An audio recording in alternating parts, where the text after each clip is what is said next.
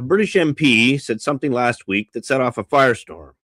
Nick Timothy watched a mass synchronized Islamic prayer in Trafalgar Square. The adhan broadcast over the loudspeakers in the shadow of St. Martin in the Fields. And he said what a lot of people won't, that mass ritual prayer in a shared public space is functionally an act of territorial claim. He got called Islamophobic. Prime Minister Starmer called it appalling. But I'm not here to defend Nick Timothy. I'm here to ask a different question entirely. Where were we? Let's be honest about what happened in Trafalgar Square.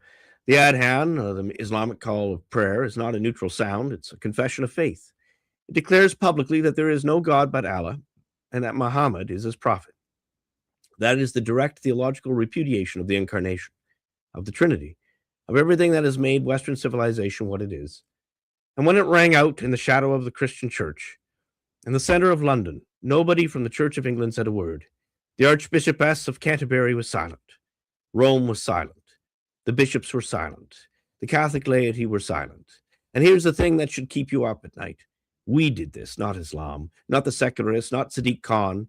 We surrendered the public square. We vacated it. We retreated into our private devotions, our therapeutic prayer groups, our personal relationship with our Lord Jesus, and we left the commons empty.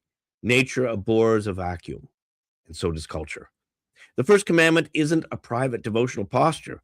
Thou shalt have no other gods before me is a social claim. It was always a social claim. The kingship of Christ, which Leo XIII articulated in Immortali Dei, which Pius XI consecrated the world in quas primas, is not a metaphor. It is a constitutional statement about who rules history. When we abandoned the confession from the public square, we didn't create neutral space, we created available space. Now, and I want to be clear and blunt here because it matters, I am not calling for hostility to Muslims. The men and women who gathered at Trafalgar Square are souls for whom Christ died. They are not to blame for this alone, but the theological claim being made in that space publicly over loudspeakers with the sanction of civic authorities, that claim is false. And we used to know how to say so, calmly, clearly, without hatred, but without apology. Chesterton would have written an illustrated London news piece about it and had everyone laughing and thinking at the same time. Belloc would have written something that made the comfortable very uncomfortable. But we have no Chesterton, we have no Belloc. We have a Church of England that can't define what a woman is, who supports the unaliving of infants and doesn't know that bishops are men and not women. A Rome that issues documents about human dignity while refusing to mention the kingship of Christ. And a Catholic laity that has been trained by McReligion to think that faith is a feeling, not a claim. So here's the diagnosis. We've been sold a version of Christianity that is fundamentally private, therapeutic, personal, consumeristic McReligion. Our Lord Jesus portrayed as a life coach, the sacraments as emotional support systems, the parish as a support group. And when religion is private, it has no voice in public. Why would it? You don't take your therapy session to the town square. But Christianity is not private. It is the most public thing in the world. Go ye, therefore, and teach all nations. Not go home and have a nice, quiet feeling about our Lord. The incarnation is a public event. The crucifixion is a public event. The resurrection is the most consequential public event in human history. We've forgotten that. And so we show up to these moments when the public square is being actively contested with nothing to say. Because we've been trained to have nothing to say. We've been trained that saying anything would be triumphalist, rude, divisive. Timothy gets accused of Islamophobia for noticing what is happening. Meanwhile, nobody accuses the Church of England and the Vatican of Christianity phobia for its silence. So what do I want you to do with this? First, understand what you were given at baptism. In part, you are called to share in Christ's prophetic witness. And that prophetic office is not optional. It is not a charism for special people. It is your baptismal duty to confess the faith publicly, in how you live and what you say, and what you refuse to treat as neutral. Second, stop waiting for the bishops. The bishops of the establishment churches have, by and large, abdicated. That is a tragedy, but their abdication does not create your abdication. And third, learn your tradition. Leo XIII, quas primas, the social kingship of Christ, The church is a rich, coherent, intellectually serious account of how the faith relates to public life. It did not begin with the Second Vatican Council, and it did not end there either. The public square was not taken from us, we left it. The question is whether we go back. If this makes sense, share it. Not because I need the algorithm, but because this conversation needs to happen. And most people are too polite or too frightened to start it. So, Felix, what say you? What would you think if the town square near your home was full of Muslims occupying it and praying? Wow. Well, certain things you don't really have to ask. I could actually just show you, because since I am also I'm from Jersey, but I used to visit New York. Here's Times Square. I know we were talking about Trafalgar Square. Yeah. Well, yeah, why not Times Square? There you go. How do I feel? I think it's demoralizing. I mean, in one sense, it's demoralizing. Look, I'm stronger in my faith now than I am before. So there is, there's a light at the end of the tunnel now. But yeah, it's just, it hurts to see that, and again, this is Times Square. This is like, never forget time, never forget. And here we are. So we forgot. We totally forgot. Well, let me actually. Well, I want to, on a slightly different note, and on a personal note, I apologize for missing Tuesday. I'm just sick, and I still am actually. So, what our plan is, I was telling Felix, we're going to say hi to everybody, and we're going to engage in this conversation as long as you guys want. But again, we're not going to fill a whole 2 hours unless there's a lot of conversation, and I see that our live viewership is down from what it normally is because, of course, we're not at a regular time. But regular time, yeah. I don't know. Has Norm showed his face yet? Norm, are you watching us tonight? No, but we did get a good evening. Oh well, Father welcome. Haygood. Thank you, Monsignor, for coming. And he said, get some rest. Yeah. So right, we're not going to stay long tonight. Yeah. But I just wanted to say, we'll chat a little. And the thing is that the reason why I mentioned Norm is he's always so faithful coming to anything we run. But anyway, it was his email that was tonight's topic, because he emailed me, and he just shares articles from all kinds of different subjects. And so I wanted to give him a shout out, because he, I try to come up with the topic a couple days before so I can sort of stick it out there. But the reality of it is I tend to be, behind my scheduling ball or whatever. Right. They say in driving and flying and even sailing ships, you got to be ahead of the plane. You got to be ahead of the ship. You got to be ahead of the car. Yeah. Well, reality of it is lately I'm behind the ship with my scheduling. And boy, am I ever behind. I lost. Okay. Now I am making no medical claim here, so let's not get blocked for, I don't know anything about medicine. I don't know anything. I'm just sharing an anecdotal story. We'll get back to our topic, I promise. I just got on a rabbit hole. But I used to take zinc every day, and I wasn't sick for years. And then the manufacturer changed, and I just didn't like the replacement, and I just got away from the habit. And my goodness, I've been sick, I think, 3 times. I mean, I've had to postpone or cancel our Tuesdays because of illness. How many times, Felix? We've been doing this about a year and a half or something? Yeah, maybe 3 or 4 times you've done it, maybe. Yeah. So I never used to get sick. So maybe some of it now. See, some people be knowing me. Yeah, well, you're burning the candle at both ends. Of course, you're gonna get sick. But anyway, So my apologies for not bailing on you guys on Tuesday, but I just couldn't do anything. And after I had 2 masses on Monday, and I just went to bed, and I've been awake. I mean, I probably 10 hours in all those days. So today was my first day that I could put in a full day of work. And as you can imagine, there was a big pile waiting for me. So it didn't stop me. It's awful. I had all this stuff to do, and what came up on the screen but the Twitter feed, and the internet was wrong, so I had to weigh in. That didn't help with my pile, so that was a bad decision, but mea culpa. I'll get better at something for my examination of conscience this evening. So I was going to say, I thought we were going to talk about Pope Leo meeting with the exorcists. I don't know if you heard about that. Yeah, actually, no, that's news to me. Well, I've been out of action. The only thing I heard was, he caused a great kerfuffle congratulating the Archbishopess of Canterbury. So I did Really? see that. Yeah, I mean, maybe we should do a whole. Well, actually, Monsignor Haygood has more to say about it than I would on a lot of stuff. But yeah, it's a real. It's caused some kerfuffle. So there's that. And then, but yeah, why don't you tell me about the Exorcist stuff? That's all I know is that they met. I didn't want to deflect too much and go down a rabbit hole, but apparently, it was the council. I think the one started by Father Amorth. So, they're probably working up a game plan. Yeah, they're probably working up a game plan. See, it was a sinus flu. It's like it's still all around here. And when you said game plan, my ears that are partially obstructed heard gay plan. Oh, it's a gay plan? No. I would never disrespect the Exorcists, especially. No, good. I want to be best friends with all the Exorcists. Hey, you know what? That's I 100% agree with you.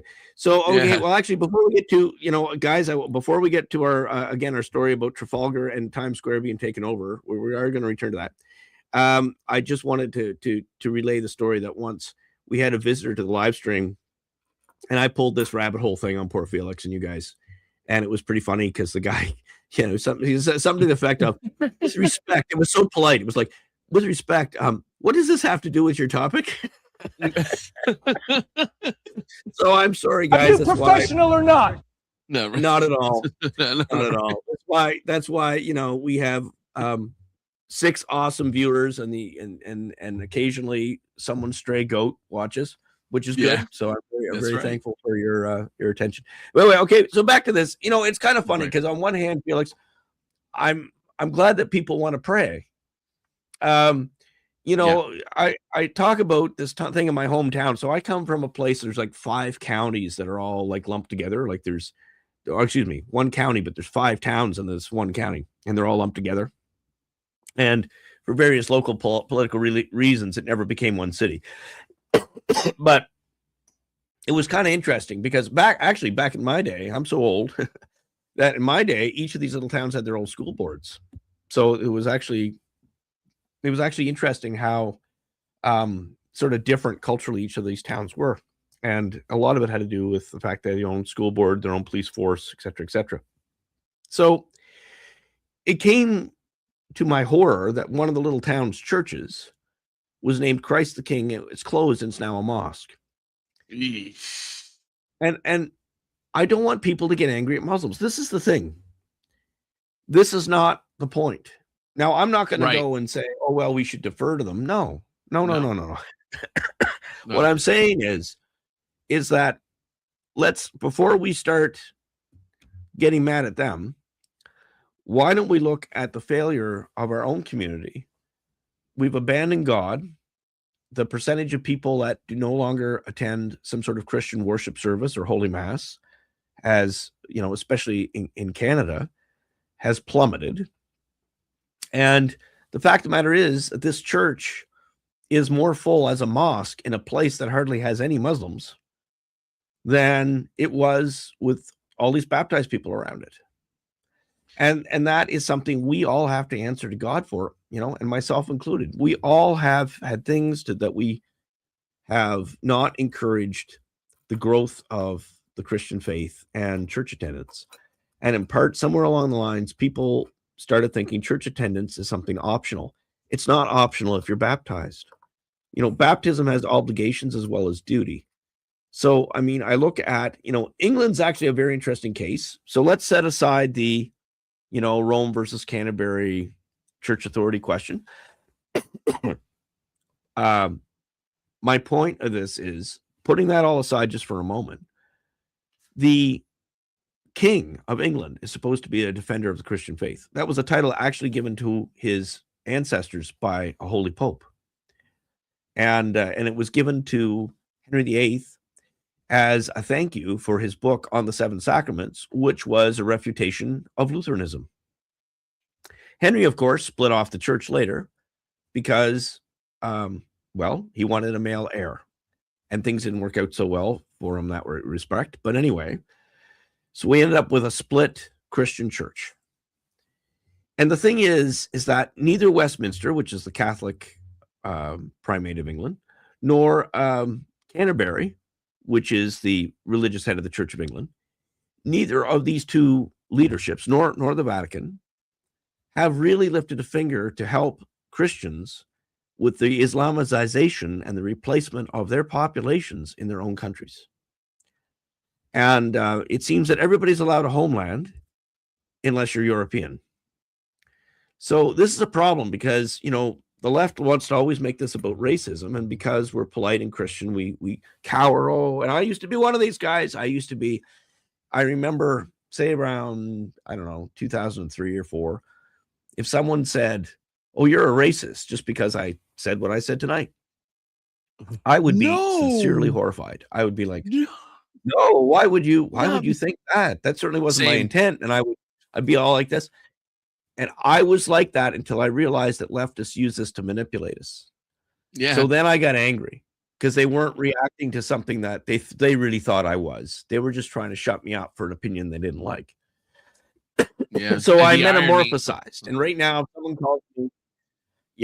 calls me some sort of phobe or racist, I strike right back. I will not apologize. I hope you're offended. Get offended more. Allow me the opportunity to offend you more, because I will not put up with this manipulation or this stupid, intellectually inbred foolishness that is the postmodern left, which doesn't deserve to breathe the air. So I hope that was clear, Felix, about how I really think about it. But in terms of, totally. People of goodwill, right, who disagree with me, I can be your friend. I can agree to disagree. I'm not condemning the people that just disagree with my ideas. I'm condemning this postmodern leftism, which hates anyone sincerely trying to seek the real, true, and good. And they seek to shut us up by censorship or threats of violence or all of this nonsense. And they are using other religions as pawns in their stupid battle. And this is the thing. So it's again, I have friends and or acquaintances from a variety of faiths. And like I say, I deal with it, agree to disagree. That's the way I've always done it. I have no problem with a sincere person having a different point of view. Try to find where our common ground is. It makes for a good conversation and where we share common values. But I don't try to argue down the logic chain, right? So this is troubling. This is angering to me, and I hope it's a righteous anger, that Christians have really, really, really failed to step up about their own societies being re-engineered right around them, and their stupidity or negligence in allowing themselves to be manipulated by these leftists into being soft. This battle, if Christendom is lost, it's going to be because of soft, baptized men. It's not even the women's fault. It's soft, baptized men. And that's just the way it is. There's no whitewashing it. A fellow that I watch from time to time, I discovered him relatively recently. Felix knew about him before me, and that was Andrew Wilson. And he coined a saying that basically he calls the Trent Horns of the world and the like sewing circle Christians. Oof. Yeah. And he's not wrong. He's not wrong. I mean, again, I try to be nice to these guys or where I can, and just agree to disagree on things. Sure. But whenever I hear this vanilla sewing circle Christian religion, it makes me want to be physically ill. It's just, it will not save anyone. It will not save our civilization. It will not build. It will only parasite on its own self until it's destroyed. And the problem lies with weak, baptized men. 100%. So here's the deal. And on the flip side, because one, I don't watch Trent Horn too much, but I have seen some of his stuff. And I got to be honest, I think this is one avenue maybe that there's a disagreement, but I mean, I wouldn't even go so far as to call him weak per se, because he's trying to get the word out there and he's trying to bring people to the Lord at the end of the day. not like I still agree with your point that it's like, especially like the sewing circle part and the greater point of what Andrew Wilson is saying. But I mean, I don't know.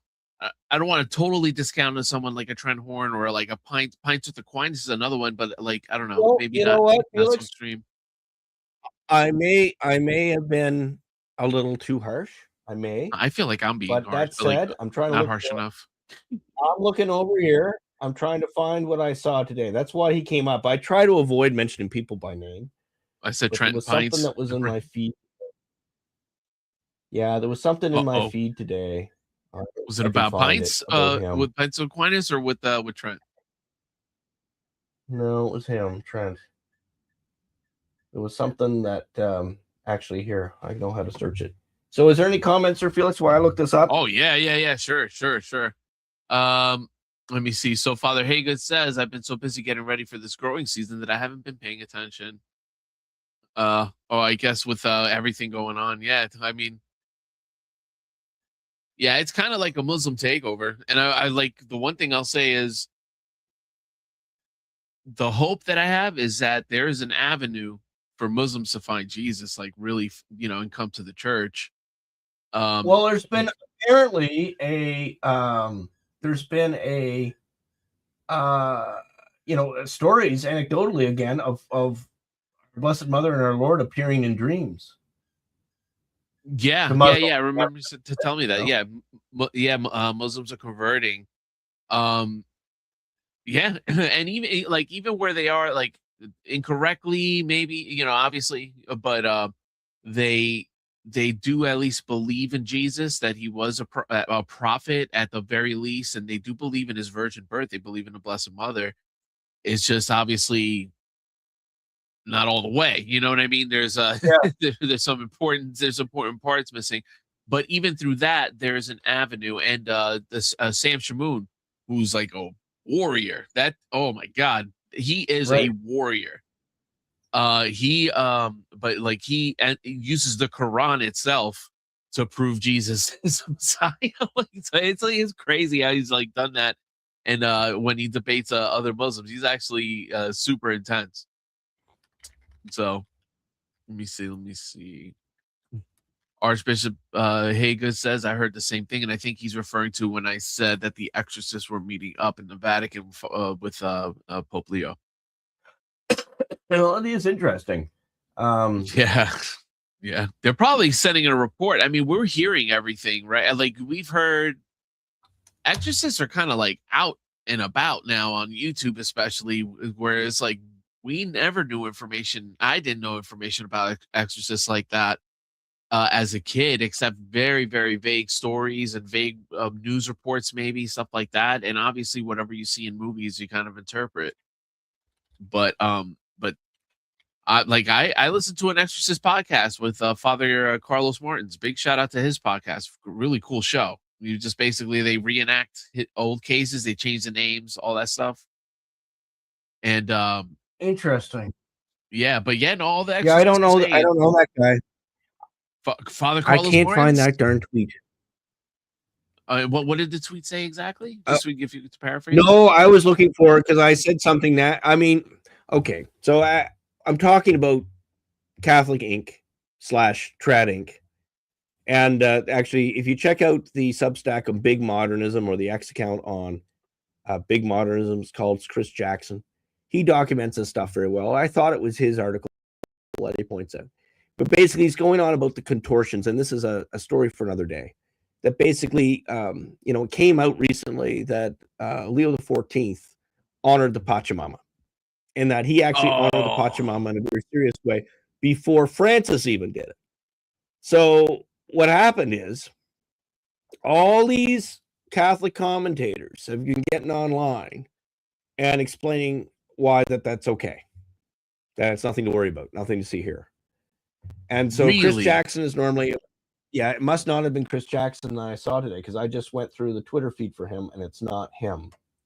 Was it? But anyway, there was one and it was a picture. Yeah, it was a picture of Trent and it was a picture of something else on the other side. And he basically, so I will look into this and I will apologize. I really shouldn't have said, I didn't mean to say a name without backing it up. I'll see but if I I will can find find it. out. Actually, I'll look for. I'll see what I can dig up. Yeah, so it'd be nice to do that, and it just sort of slipped out. But there's very basically that whole group that does not specifically indicate which bishop they're under is a problem, because they basically they say what they want, and then as a group, as a collective, they gatekeep various clergy. So it's that's an issue, and so not taking away from the good a lot of these guys do too. Like Catholic Answers, for example, has been an extraordinary resource for apologetics, especially against non-denominational tricks to misinform people. So they have been an excellent resource, not taking away the good from many do.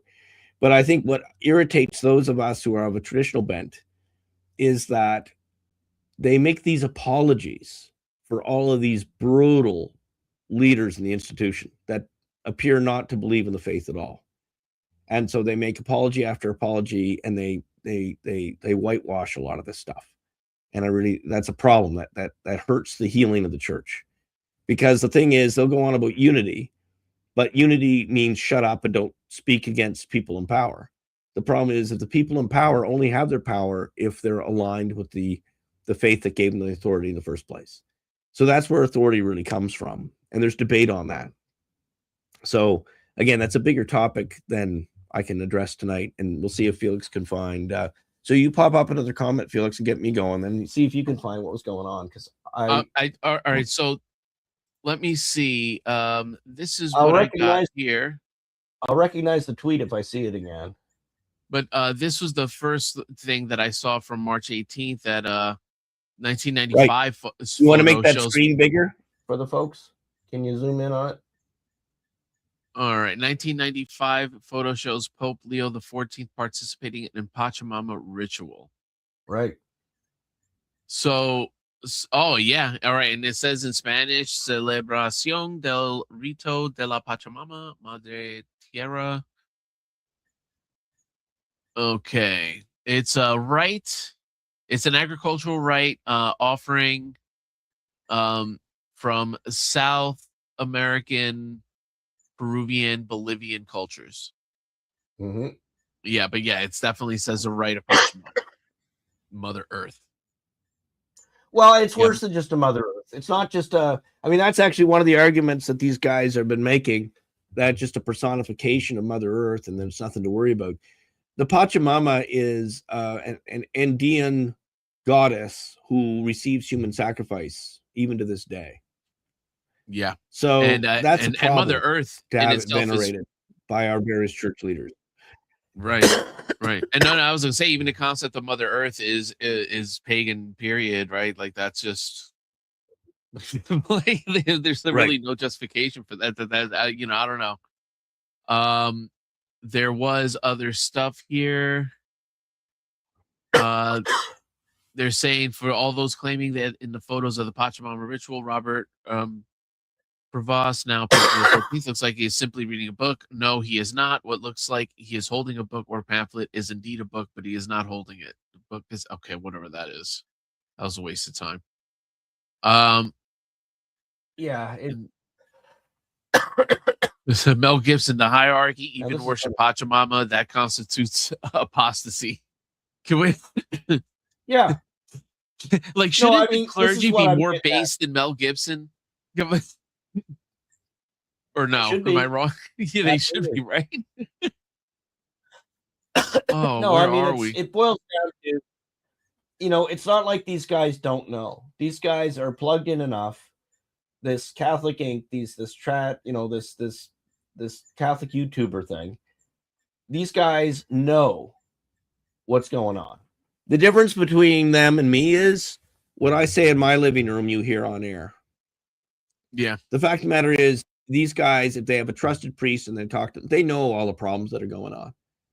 But they don't want, they'll say to someone like me, you're imprudent, you're giving scandal, you're discouraging people. I hope not.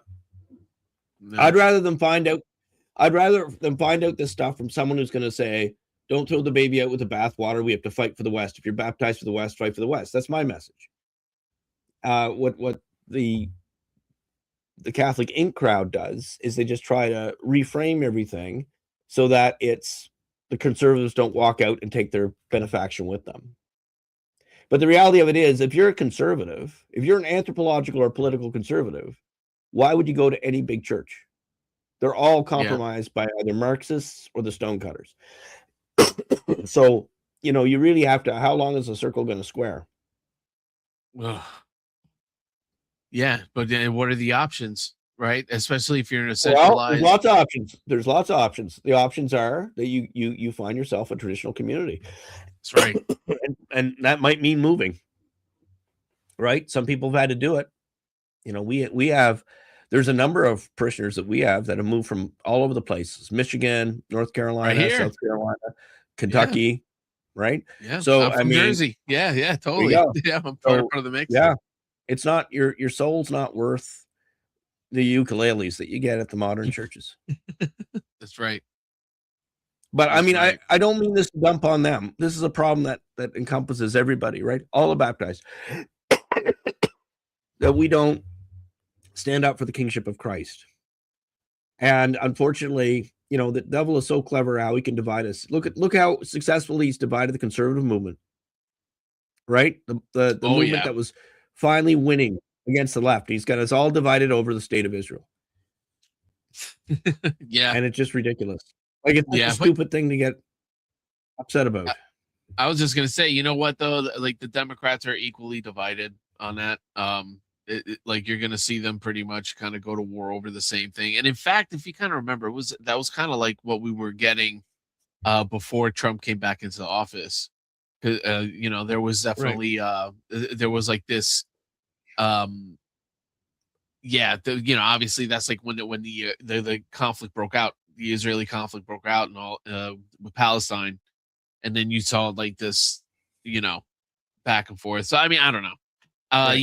Definitely the devil's doing his work to keep us divided, but at the same time I think it could also be said that it's the Lord revealing that we need to stop putting faith in these institutions, period. Like I said, they're both wings of the same bird. Right. Yep. Absolutely. Sorry, my lovely Leroy just brought me some coffee. Oh, well, that's good. Keep Felix awake. we're both croaking tonight. So did anybody else say something there, Felix? No. Our main voice today is Father Hagen. He says, I think we have to retake education first before we can retake the other ground we've given up. Yeah, you know what I saw today, Father? What's that? I saw a story today about like how Mississippi, they went from 49th in reading and I think math or reading and science. They went from 49th to 9th place in 13 years. And what did they change? Guess what? You won't even. It is so out there, outside of the box, Father. They improve reading by incorporating this technique called phonics. I don't know if you've ever heard of phonics. It's like this brand new. It's groundbreaking. You're just pulling my leg, right? Yeah, they had phonics in your time too, didn't they? Of course they did. Yeah, they had phonics. Okay. Well, I don't. You're a little younger than me. I don't know when they changed it all. Yeah, no, I thought you'd get a kick of that, but yeah. Yeah, I did. I did. But what you I don't know what you probably do know this, all right? But in today's education system, they don't use phonics anymore. No, that's right. They don't use phonics anymore, and Mississippi. It oppresses the alphabet.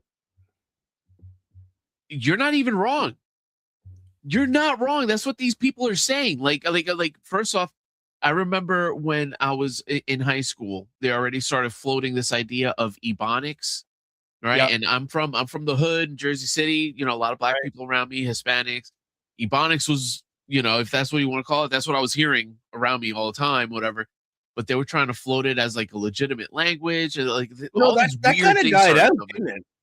No, it just metamorphosized into a different term. It's actually still around. It's actually kind of baked into today's curriculum. Like so on the BBC, on the website of the BBC, they actually have Bajan or something. There's some weird language that's it's a dialect of one of the Caribbean islands. Bajan, from Barbados. Yeah. Oh, that. Yeah. Is it that? There might not have been that they have the site, but they have a number of these, derivative languages. I mean, they don't have Newfoundlander or something silly, I don't think. Yeah, right. No, that's its own dialect too. No, but it is kind of interesting because you can actually get your whole news written like it. Like, it's kind of neat. You can on some of these sites you can get your news in Latin. So I tried that for a little bit. I didn't, but it's all classical versus ecclesial, but still it's kind of neat. I told I went to one of the Latin masses from Father Joe, and he was like, "Ooh, you're Latin. You speak really good Latin." I was like, "Just those prayers, right? I just know like the main prayers, and I can sell it, in Latin.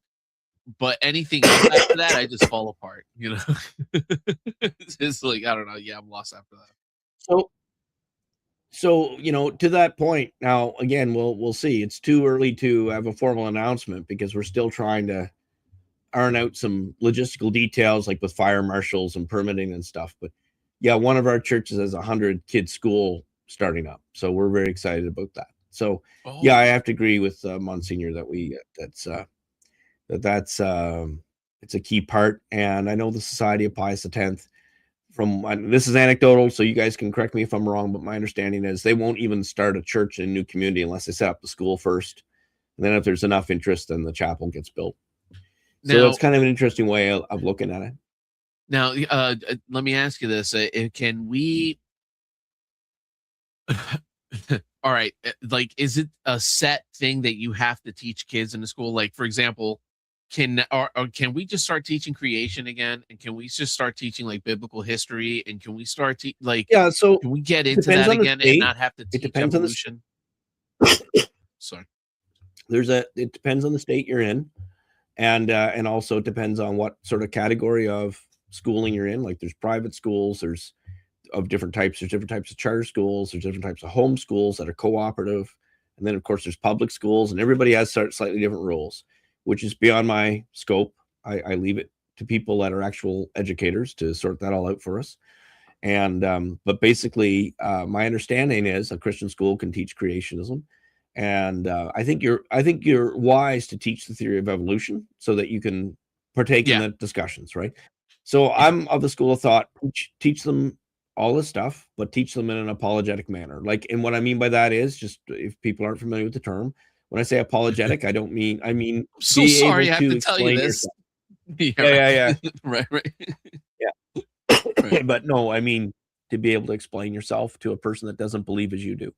So that's a learned skill, and it improves the practice, and it's fueled by good questions on your part and sincere interest in the other person on your part, and so neat things can happen. Do we got another comment? Yeah. Well, we got a couple more. So Father, they're all Father Hagen, because as a bishop, I'm with you. Okay. I think Father, you are the. Oh, right. Yeah. Traveling like often. Say, heaven help us. God love them. But anyway, let's not. I'm not going to growl at anybody by name anymore today. I've already hit my quota. But I mean, in a sense, you just hope that everybody's trying to do the best with what they have. That goes for me and Michael Lofton and Trent and all of us, right? But it's just frustrating sometimes, because sometimes you think that the people that are supposed to be on your side are working against you, and it gets a little frustrating. I'm sure they'll say that about me too. But yeah. So that's, I think Archbishop Maygood is our only regular on tonight, because he's our only guy commenting. So if you guys have a question or a point that you are hoping I would address on the actual topic of the video, feel free to pop it up there too, and feel free to disagree with us. We're not always right about everything, and we're a very opinionated bunch. But again, our point is we'll fight to agree to disagree. Now, what did you find here, Felix? Oh, this is. So I have a little screen I'm looking at. This is based on the other story. We don't have to touch on this now, unless if someone, right, I guess, or if someone comments on it. But yeah, this is breaking from the 2 days ago. Pope Leo hosted an exorcist summit at the Vatican due to fears of a coming worldwide surge in occultism, esotericism, and Satanism, where devil worship becomes one of the most popular religions in the world. The Chicago-born head of the Catholic Church held a private meeting with a delegation of Catholic priests. Okay, yeah. Well, I'm very glad to hear this. I'll tell you why. a number of exorcists have said that there's sort of been a change in the sea state on the subject. So yeah, it might be worthy of a full episode at some point. But I'm glad that he met with them. That's good. That's a good thing. Yeah, but why wouldn't one of the exorcists there be like, "Why are you worshiping Pachamama?" like, you know, what I mean, like, well, how I mean, how do you call them out? In private, they might. In private, they Right? might. So Wow. I know of bishops in the Novus Ordo, and I'm friendlier with some than others, and I have personal relationship with a few, and I know for a fact at least one. I don't know what they talked to Leo about, but I know that they addressed Francis quite point blankly on some of this stuff, and they did so in a loving and respectful manner. I don't think that Francis gave them an adequate response, but I mean, at least they politely pushed back on Francis. At least they did. I mean, that's what you got to do. I mean, yeah, you know, there's only you're not going to get in his face. You So know, like know that this good level of respect. You do have a few bishops left that have anatomy in Rome, right? Yeah. And they have to push back on the stuff. And sometimes people say, well, who are you? You know, and, you know, we get accused of things like you're outside the church. Well, we don't consider ourselves outside the church, but that's fine. You know, so people apparently think they have the authority to excommunicate me or something. But what the thing is that we just want Christendom to be restored, Christianity to be restored, and our clergy to be cleansed of this modernism. And so that's yeah. You've got 100% uptick in requests for exorcism. Yeah. So I don't have last week and two people this week. Yeah. I've only done minor. I've only been present at one major. And you know, it's certainly not my particular ministry. You know, if they present themselves, you know, something weird happens. I've had manifestations around me, but it wasn't in my jurisdiction. So it's not, I don't have, you know, I'm not going to mess around where it's not my, you know, my authority. So that's the thing about exorcism. You got to watch jurisdiction. So it's but I've had fellows come to me. They didn't have full possession, but they definitely had obsession, and literally sold their soul to a devil for a music career and stuff like that. And they said, "Can I get my soul back?" kind of thing. So those are interesting when you run into them. And you know, if the minor exorcism had led to some sort of preternatural effect, then I would have called an expert.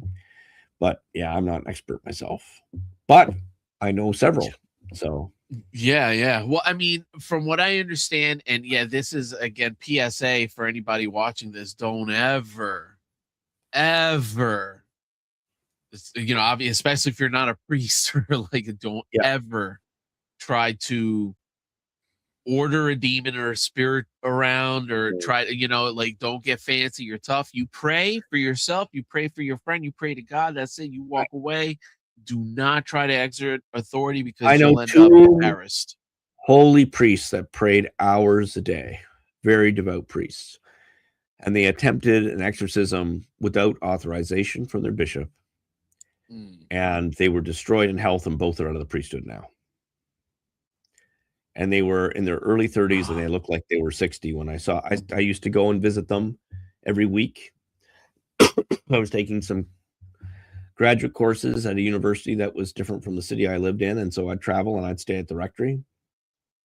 And so I got this episodic story of what they were dealing with the occult in the local area. And then this young woman that said she was possessed and they wanted help, but they had an archbishop that he didn't believe in this stuff. He thought it was all superstition, so he'd never give authorization.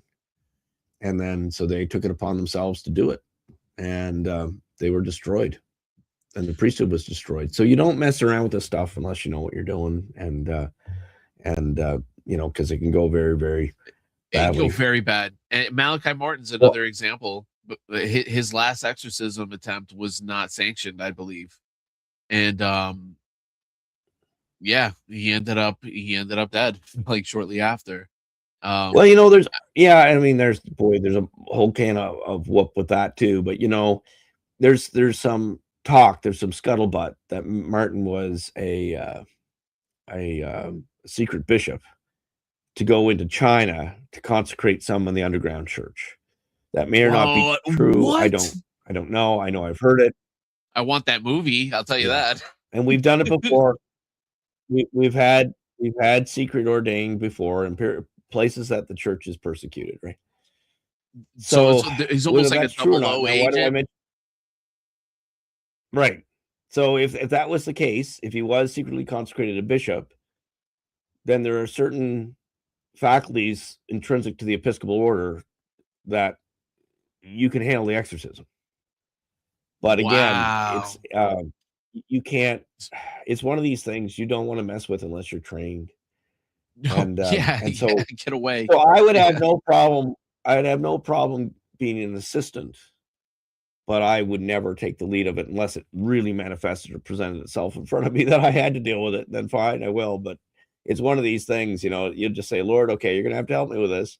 But you respect it. You don't fear it, but you respect it. And it's just it's like dealing with a circular saw. You don't juggle them, right? That's right. That's actually that's good advice. Circular saw, properly operated, perfectly safe. Yeah, right. So he says I've had 100%. And I'd say you don't look at it. You don't look for it. No, that's right. No, you don't. Like, all right. So there's like this movie series based off of what is it? The Warrens, right? The Conjuring series. I don't know if you're familiar with this. It's a movie, series of movies about the Warrens. Right.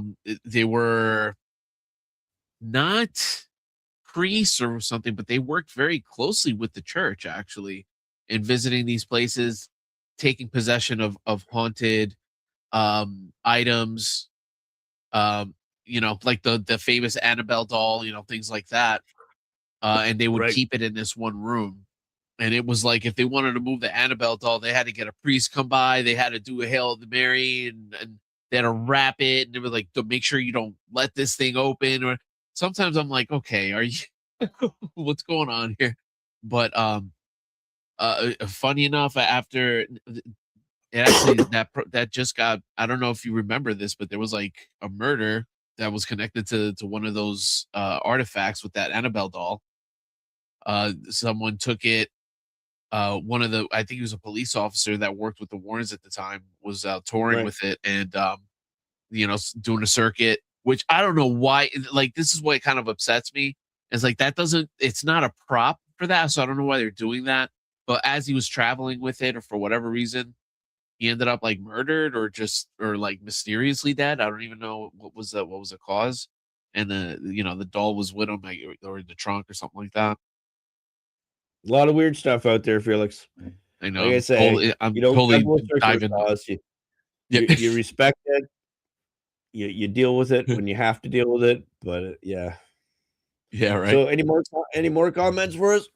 Yeah, no, he said, it seems to find me. I guess he's talking about like people looking for exorcists, and it's we don't go looking for it. We just get a lot of requests. It's madness. No, I bet. And sometimes it literally is, which is why it's always good to have a psychologist on the team, because sometimes it's just mental illness. I'm extreme, Father. I think the mental illness still is I still think it is demonic. It's just that's what it is. Like, you know what I mean? Like, that's the symptoms. That's how it manifests. Well, the way I look at it, it's extreme. See, well, we're all products of our background, right? So I have a psychology background, and although it's not in clinical, it was in IO, in industrial organizational, but still, I guess the way I look at it is, we have three elements: our physical, our psychological, or body, mind, soul. We have our biological aspect, we have our psychological aspect, we have our spiritual aspect, and an attack or a problem in any one of those areas will impact the other two. So the thing is that in the realm of the biology, there's also a whole bunch of stuff that can influence neurotransmitters. So that kind of thing, for example, is head injury. Sometimes it's simple. It's a chemical thing. Well, it can be a head injury, but most of the time it's if your thyroid went nuts or your pituitary gland went nuts or something like that, you can have these imbalances in neurotransmitters, which have to be fixed normally with medication, sometimes surgery. Well, so I'll tell you what. There's that. Oh, go on. No, I'm just explaining. So the first, so that's the first element. The second element is our aspects of our environment and how we've been brought up. And if you beat a dog, then the dog's, you know what I mean? Like there's certain abuse, certain things that can happen. Yeah. So there's certain trauma that can happen to a human mind that will carry over to how they relate with the world, how they understand God, how they understand, all this stuff as well. And then of course there's spiritual warfare. So the enemy can use weaknesses in those other two elements, and find the crack. And again, if one wants to read about this, Father Rip and Rippinger and others are more equipped than I to explain this stuff. But there's all kinds of banter back and forth, right? Yeah, no, for sure. But like, yeah, I'm only bringing this up because now this has been a new thing that's been coming up, that it's no longer the chemical imbalance that we've been fed, that we've been told okay, wait a all our sec. lives. Do you have any friends who are nutritionists? No, not that I can think of. If they are, I wouldn't know. So I used to be a friend. He's a subscriber, but I don't know if he's ever watched the show. He's never watched out. I sort of lost contact with him. But he used to be the head of dean of health services at a major university. And I always get a kick out of talking to him because he was very scientific, very, quest for the real, true, and good. Yeah. Awesome guy. And, but, it's funny because his profession always struck me as one of these things. It's kind of like meteorologist, right? Like, it's like, growing up from an outsider as a layman, fats are bad for me. Fats are good for me. Sugar's bad for me. Sugar's good for me. Don't eat too much protein. You're getting not enough protein. Take these vitamins. Don't take those vitamins. So this is the problem that we have in this era. And unfortunately, it is also in the psychological field. And there's a lot of bad studies, like historical. So you're left with wondering what the heck. But I think my point still holds, that there are three elements. It does, yes. Yeah. And that regardless of the cause for a particular ailment, if for example you stimulate the thyroid gland and it encourages certain brain chemistry, you are going to get certain predictable human behavior. Likewise, if you abuse a child psychologically for 10 years, and you did 10 children in the same manner, they would have the same predictable patterns in their adulthood. So there's the problem with psychology is there's many different models, and not a single model explains everything. So the different models have different explanations for different things, and that's why you get these bun fights and people accusing it of not being a real science. It attempts to be. I was gonna say, I don't think your assessment is wrong either. And honestly, I think mine is actually still compatible with what you're saying. I think everything you're saying is true. Like, especially like an example of like a 10-year-old being abused for 10 years. I think that's the demon, how it shows. And so that's what you see. You see the psychological damage. You could argue the demon inspired the torturer, influencing, inspiring, and right? I mean, there's a very good argument for that.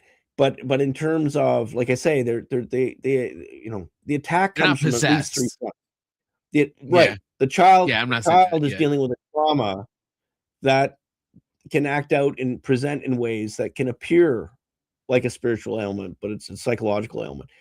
Now that said, I do agree with you. There's misdiagnosis on both sides. There's some psychological ailments that are actually spiritual ailments. And vice versa. But an experience, one of the things that can happen is, that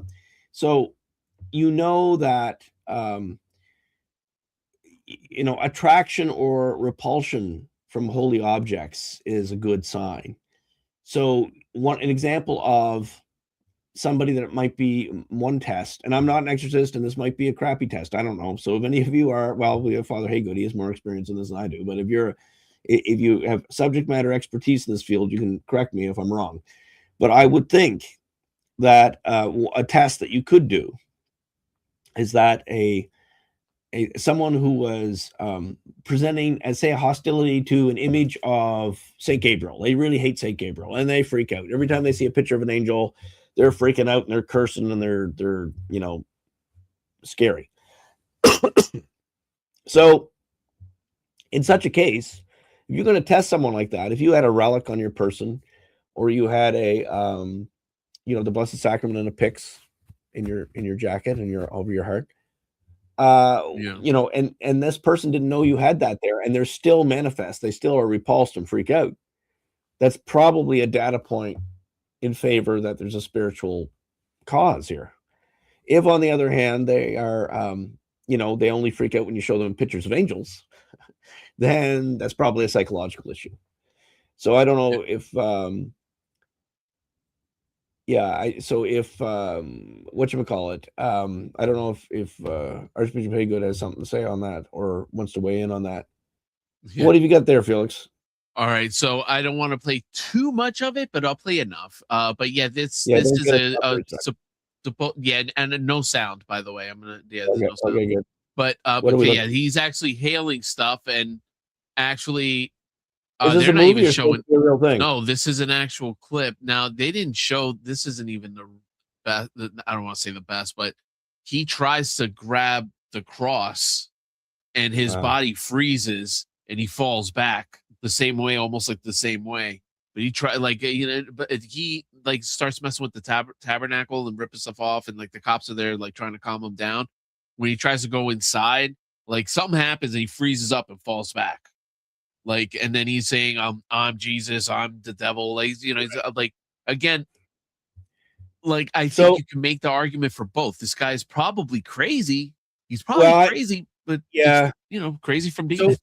So here's some little factoids that a lot of people don't know. So very rarely do demons pronounce the holy name.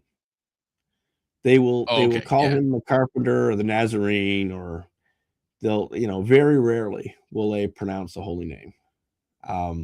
And so I don't know if it never happens or just rarely happens, but that's one consideration. Second of all, they don't normally attack holy objects. They want to avoid them, right? Yeah. Unless it's something that they can get away with a certain sacrilege. So there are some people that in the Novus Ordo, of course, who give communion in the hand. There are people that steal the sacrament and sell it on eBay. So for use in black masses.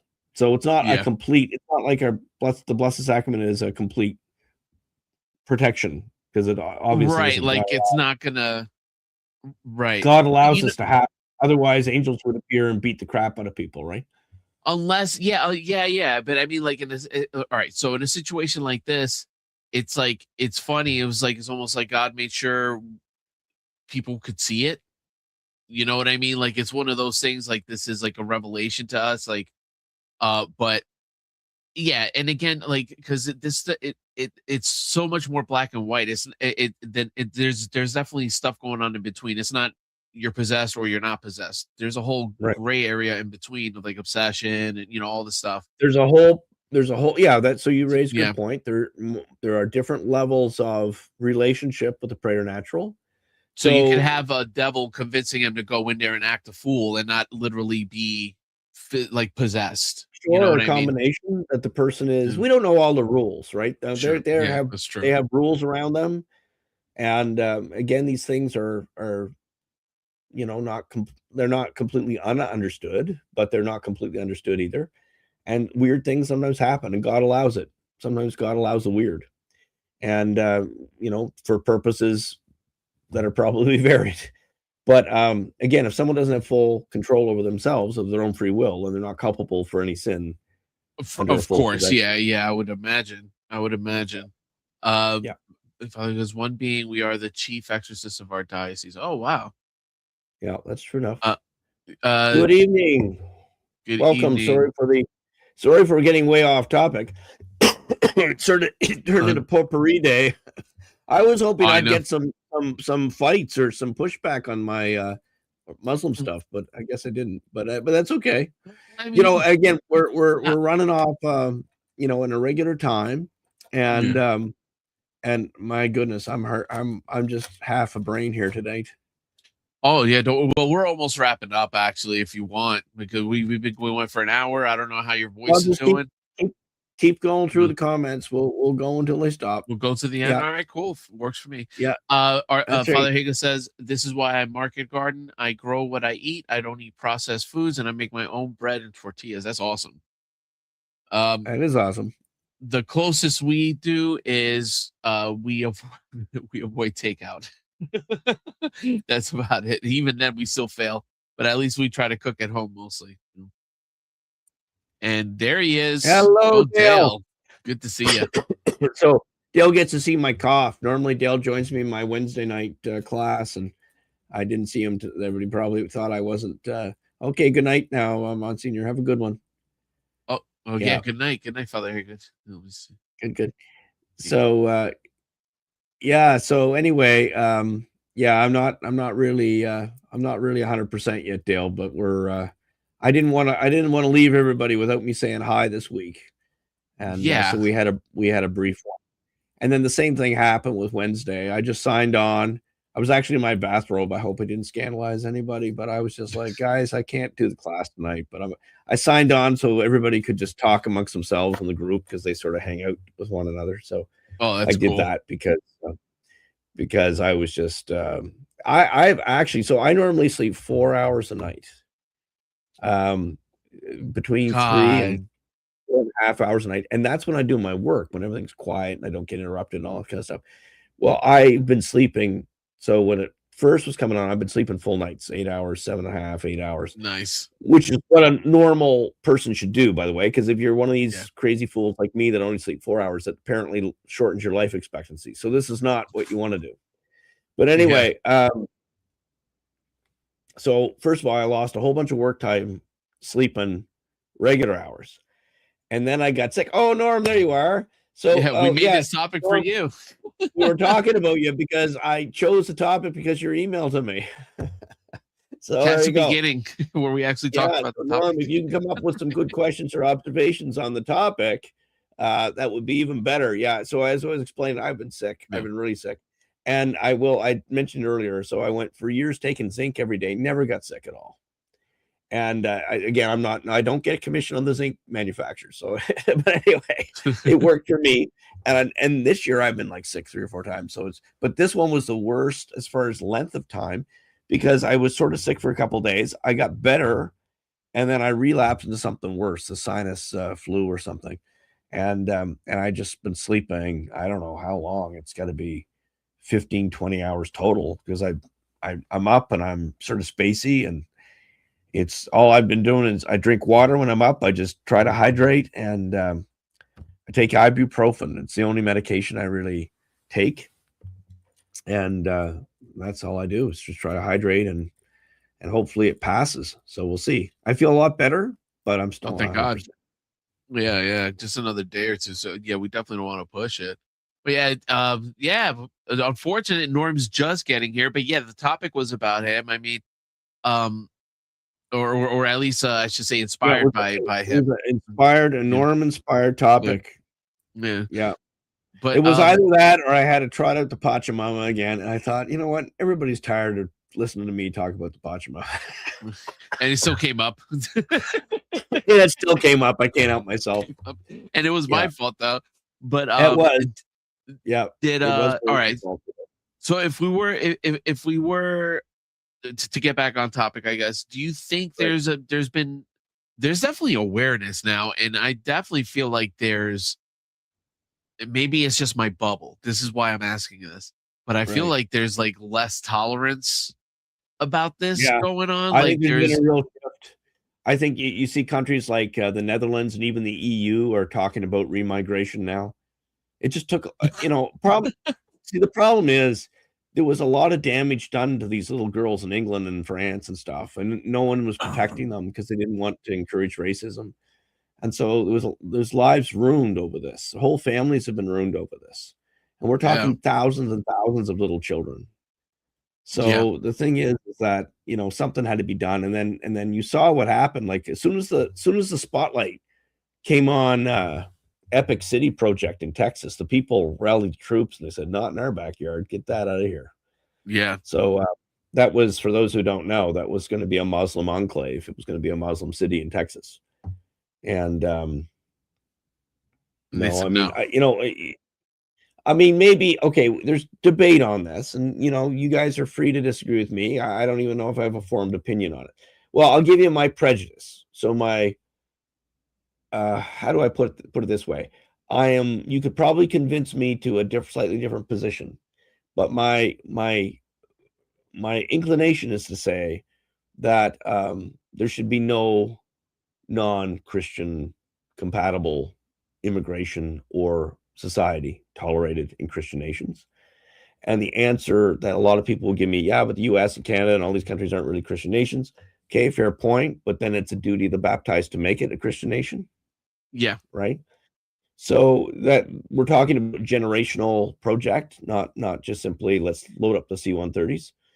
So and I think society should have a talk, a real talk about that. Like, we should hear opposing views. We should hear arguments pro and con. That everybody should hear those arguments plainly, and we should stop calling each other nasty names about it. We should have that argument, because no one complains that Saudi Arabia is a Muslim country. Well, then why would they complain that that North American countries or the United States? Yeah. Right. But you hear it, separation of church and state and the like, and there's a lot of, I mean, it's a complicated thing. There's 3 episodes in that one. But the thing is that I would say I wouldn't shut it down to just to Christians. I would say, because you don't want simulated conversions so people get privileges, right? That's not what you want. You want only honest conversions. But right, I think we can be tolerant to the someone who has a Stoic morality, or someone who's Confucian, or someone who's of the Jewish faith that holds the same values, and then that's fine. And not all do, and not all Christians hold the same values. There's some weird things, like we talked about, various kinds of groups that call themselves Christian that aren't. So there should be some sort of established agreement on what our basic morality looks like, our basic social values. And as long as you're compatible with that, and you're not offended at being called a Christian country, then I think other faiths can be welcome under certain circumstances, but they shouldn't be encouraged. And that's a different thing. And so you're welcome to disagree with me on that. There's some, constitutional scholars that will probably watch this that'll have some things to say to me. I think I'm with you. Here's my one pushback is that I think I would like to see some form of multiculturalism, to the point where, like, if we're bringing people of other faiths here, it's to convert them. Or, I don't know how else to say it. You know what I mean? But I don't want mosque or a call to prayer in Times Square, but it would be nice for like a big Easter mass held out in Times Square. Muslims were present, or you understand what I'm saying? Like something along that line. Instead, we're getting the reverse. We're getting no. We're gonna. It's called to prayer in Times Square. The problem that a lot of people don't realize is postmodern leftism is a religion. Now, why that's important for you to understand that is because if you're a postmodern leftist, then you think that a statue of Satan in the public park is the same as a cross at a Christian cemetery. Like, you think they should both be allowed. So the problem is that we're in a weird position where, in a sense, at least there's none of this hedonism in certain countries that are like where hedonism is spread seems to be in supposedly Christian countries. And we have a lot of very, right? So, I mean, if you're starting to say, well, these are American values, or these are Mexican values, these are Canadian values, or whatever country you want to insert there, Spanish values.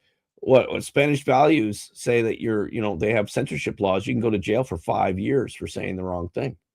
Right. Like, that's not a Christian value or a Western civilization value. That's North Korea with less canine in the diet. So we've got to, come back to some sort of sense of, like, I think really maybe the common ground is Aristotle. I'd be interested in if you guys agree or disagree with me on that, because maybe that's the common ground, because Christianity is so compatible with that. It's a pagan philosopher, but he's a pagan philosopher that embraced the natural law. And that's really the common ground across all of humanity. So basically, if you are compatible with natural law values, then, and we can articulate that through an Aristotelian frame, then that would cover most of the good religions in the world and allow us to dialogue and flourish, hopefully, as we should be. But it would shut out the bad religions. Right. So it would exclude them, and we should exclude them, right? Yeah. So because when you become an American immigrant, it's a question right on the whole green card process. Have you ever been affiliated with a communist organization? And that can sink you, and depending on the circumstances, it just means the interviewer will ask you more questions. But yeah, if you're affiliated with communism, why would you want to come to the U.S. unless you were going to hurt the U.S.? So of course you should be excluded. And likewise, maybe we should be smarter at asking certain questions. Yeah. That part it's gotten very overly tolerant. And again, I think that was propagandized. Well, there's this libertarian arm, right, Felix? And I know it because by nature I lean libertarian myself, but I also realize there's some problems with it. Like because the problem is that everybody's just say, okay, so reason why I got into sort of libertarianism in my younger years was I just thought, well, if I'm a good person and I follow natural law values, and of course I'm a Christian, so that overlaps, then basically as long as I don't hurt anybody else and they don't hurt me, then we just live together, coexist, right? Right. Yeah. But the problem is it doesn't work though in practice. In practice, what happens is that the postmodern left is its own religion, and it hates anything that doesn't submit to it. And so it just comes after you. And it's very smart, and it thinks long term. It thinks longer term than most of our people do.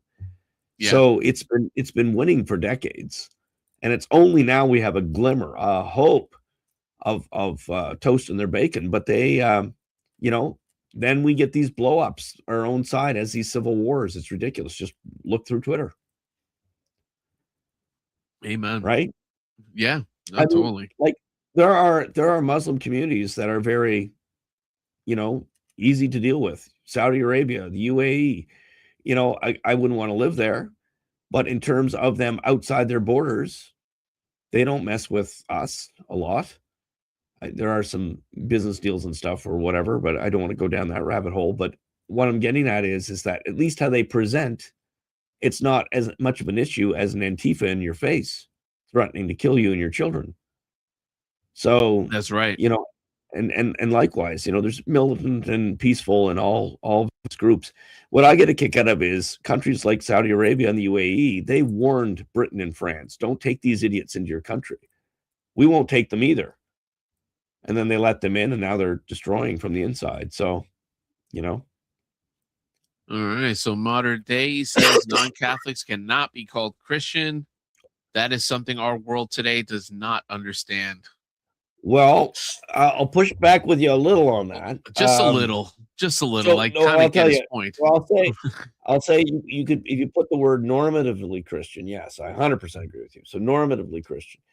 But the problem is, okay, so with definitions, they're sort of nested, right? So what I would submit to you is that Catholic means the acceptance of the ecumenical council as a mechanism for God confirming truth. And so Catholic would mean, my definition is the 20 doctrinal councils in de fide aspect, which means the parts that aren't administrative, that are meant to be doctrinal pronouncements, excluding all innovation contrary. So that's what I describe as Catholic. Other people have other definitions. They'll say the organization led by Leo XIV. That's their definition. That's not the definition I hold. Right. So okay, so that's fine. But Christian, the problem with what you're saying, I know what you're getting at. And like I say, I agree with you if you put the word normative Christian, right? Yeah. Right. But the reason why you can't claim that all Christians are Catholics are because baptism is the gateway. And as long as baptism is done with the proper format or intention, you can create Christians that are sort of off the vine, so to speak. You're so right. there are legitimate Christians. Sorry, go ahead. I meant to ask, and some is still done by succession, right? Is that true? even if it's not Catholic, like there's apostolic succession, or no? I think maybe I Oh might yeah, have no, correct. that's a very good point. So if you want to research some interesting stuff, look at the Coptic Church. There are 3 branches of the Coptic Church. There's a Uniate branch, which is under Rome. There's the branch under the Patriarch of Alexandria, and there's the branch that's under Pope Tadros III.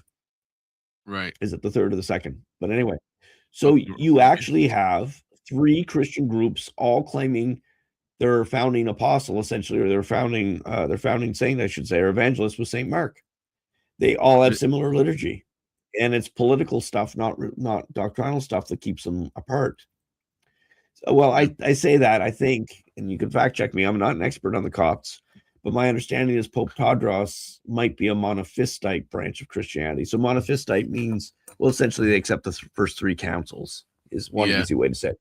So if you look at councils, so for an apostolic Christianity, they will always be able to tell you how many councils they accept. So there's 0 councils, which most Protestants would say. There's 3 councils, monophysites. There's 7 councils, which are the Orthodox, and some Catholic-like Protestants. And then there's 20 doctrinal, which is my position. And then there's 21st, treating the 21st as a doctrinal. Whereas I would say the 21st, you have to give it the assent that it's due, which is mercifully not much. So there's a difference of opinion there. But basically, I would say that apostolic Christians, namely those who have carried apostolic succession, typically can point how many councils they accept. And that's an easy litmus test. But that's a very good comment. And No, I would, it's perfect. I would 100% agree with it if you put the word normative in front of Christian. And what do I mean by normative Christian? That which 90% plus of all the baptized believed for 3/4 of our history. If we put a timeline out to scale, it's way over here. Yeah. That, for 3/4 of our history, we all believed in the same faith. So what happened? Did they get golden plates? Did they get a celestial fax? No. They essentially, for political reasons, reimagined Christianity. Yeah. Well, like my pushback is this, right? Like, because I agree with his point. They can't be called Christian. Okay, maybe I can kind of see it that way. The problem is we have to reach out to these people to bring them to the true church. Now, I think we can't. That doesn't mean enable or placate them or baby them or patronize them. Or saying oh, it's okay if you do. If you don't. Well, nor worship, can you take a catechism or a Bible and whack them about the head with it either. Right. So exactly. So here's the thing: there's a difference between heresy and apostasy, schism. Those are the big 3, which get yourself in trouble with the Catholic understanding of the church. Heresy, apostasy, schism. And so those 3 have to be understand. What's the difference between apostasy and heresy? So heresy would be that that our Lord Jesus had a divine nature, that he didn't have an equally divine and human. That's a heresy. But if you said that he didn't really rise from the dead and his salvation is only, like, following him is only optional, well, that's an apostasy. That's an apostasy. So there's a difference in degree. Right. So apostasy is the rejection of anything has to do with Christ being the sole means of salvation. So, but heresy can be all kinds of weird stuff, like the Holy Spirit is like feminine or something, right? Or this kind of stuff. That's a heresy, right? Right. And now, would you say apostasy is rejection of the whole faith? Okay, yeah. So, like, a heretic, even though incorrect in theology or whatever, is still trying to worship the Lord somehow, right? Or worship Jesus to some degree. You hopefully share the. So I just got a perfect way of describing it. So a heresy means you worship the same God. You intend to worship the same God, but you disagree on a doctrine. But an apostasy is basically you not agreeing. You don't even worship the same God. You don't even. You're in a different avenue. Okay. So, for example, a stone cutter, which is my nickname for a certain fraternal group that's existed for at least 500 years, claims an older foundation.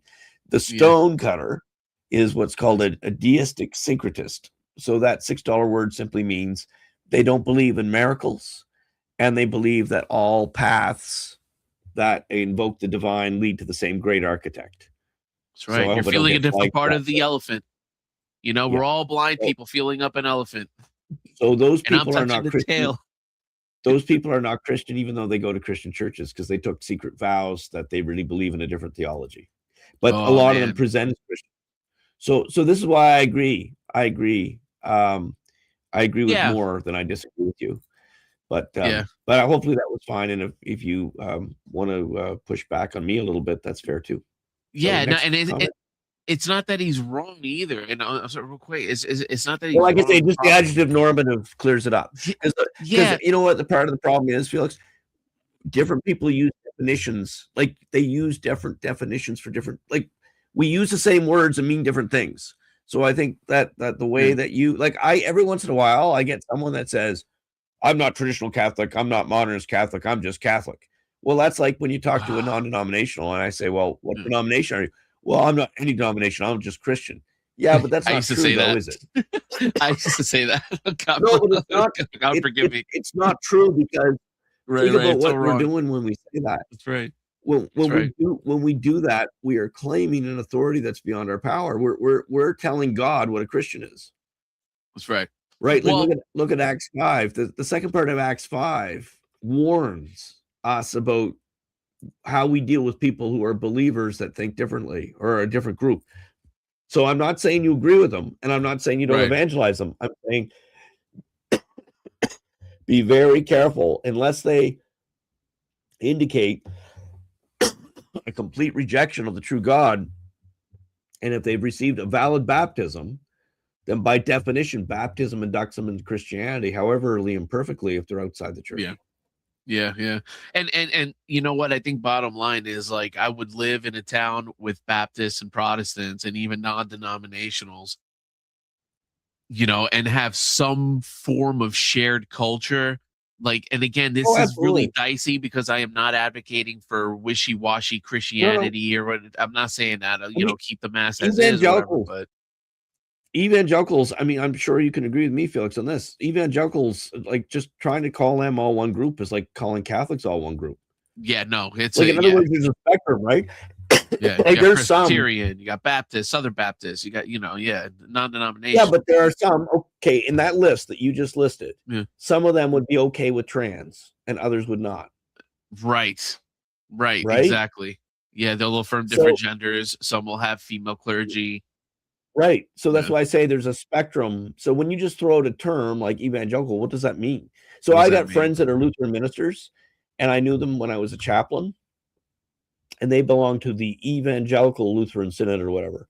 And I mean, I don't know anything about Protestant stuff. So I learned that the Missouri Synod, and there's more than one synod, the Missouri Synod is like a traditional Lutheran, but the evangelical, now in my brain, I thought evangelicals were more fundamentalist, right? No, the Evangelical Lutheran Synod is the liberal branch of the Lutherans. Wow. So it's kind of funny. Like you got to be careful with words because sometimes people hijack them. That's right.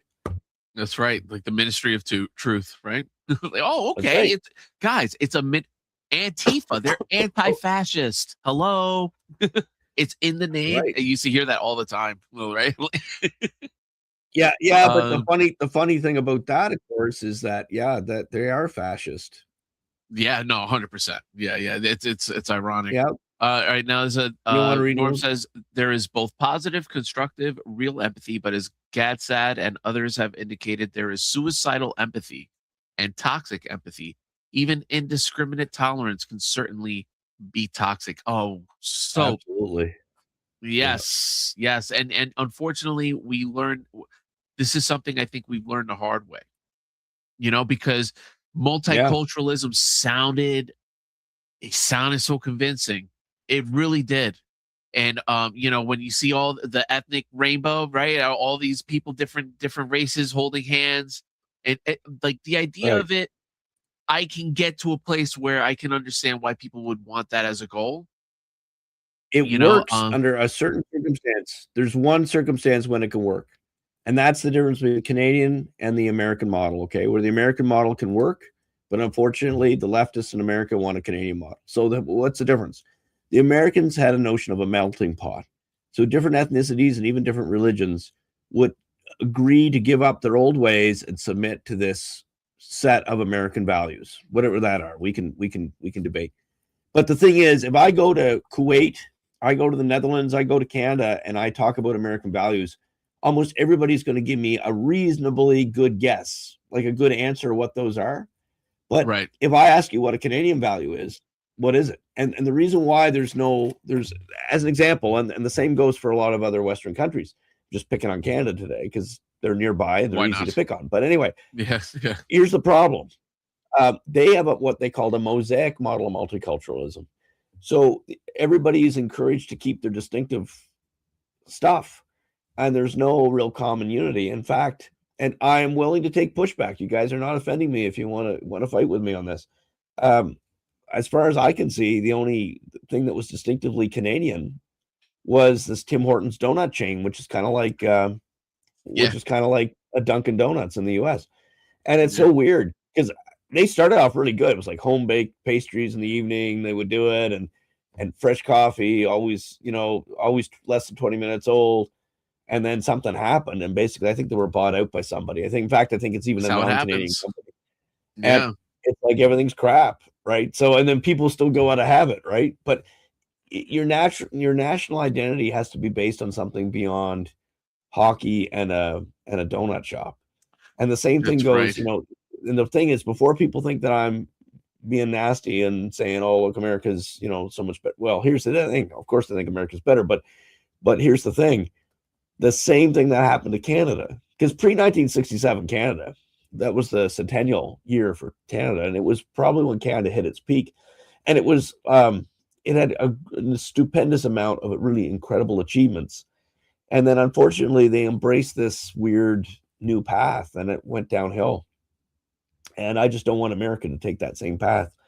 And right now we're at a risk of it because we've got a country that's completely divided. About 40% believe one way, 40% believe black, 40% believe white, complete opposites. And then there's this 20% that kind of swings back and forth and can be convinced by media. But you're not going to, that 40% that's committed one way is not going to go to the other side and vice versa, very rarely. And so we essentially have two parallel sets of American values and a middle group that moderates this battle. Yeah. And I'll tell you what, I think we're going to, the pendulum swinging the other way. And the way this usually happens is that I think, like I said, we're seeing a shift and as far as the tolerance level of the people in the area, and like, even if you go to that clip of the Muslims worshiping in Times Square, the comments are just roasting, roasting the situation, and no one's happy about it. So Felix, you'd say that it crosses party line, the outrage here? No. Okay. Well, that's honest. Unfortunately. Most of New York swings one way though, right? Yeah. You know what? Okay, maybe in New York it would cross party lines. Maybe in New York, because of the connection with 9/11. Right. But other than that, I don't know. Like, I don't think I don't think it's swaying the Democrats in California. You know what I mean? Okay. No. So what do we get for our next comment? We got a few here. So Norm says multiculturalism as a term has been popularly used as basically setting groups in conflicts with each other. Victim. That's what the trick was. And you know what? If we all, again, if it was all Catholic, we would have this natural multiculturalism. Well, now, historically, why our jurisdiction did very well in the mid 20th century. And it was because the church itself was very mean to certain ethnicities, like the Polish and the Mexicans. And so it's like only the Irish and the Germans and sometimes the Italians got any favor. So the Polish National Church, if you look into that, it's an interesting history. The Polish National Church basically broke off over the issue that they were tired of dealing with Irish bishops. So there's a lot of interesting history that most people don't know about. Wow, what a perfect example. Me just throwing that out there. We did perfect no, actually. No, I mean, I know it Pretty funny. sounds that it should. You'd think it should. Yeah. But no, even you'd think. Well, I mean, case in point, like what's a Catholic? Like so is Cardinal Burke, Right. Father James Martin, Francis, Tucho Fernandez. Do they all believe in the same faith? Can we really say that? No. What we can say honestly is they belong to the same organization. You can't say they share the same faith. Not if we agree with all our public statements. Like they're contradictory.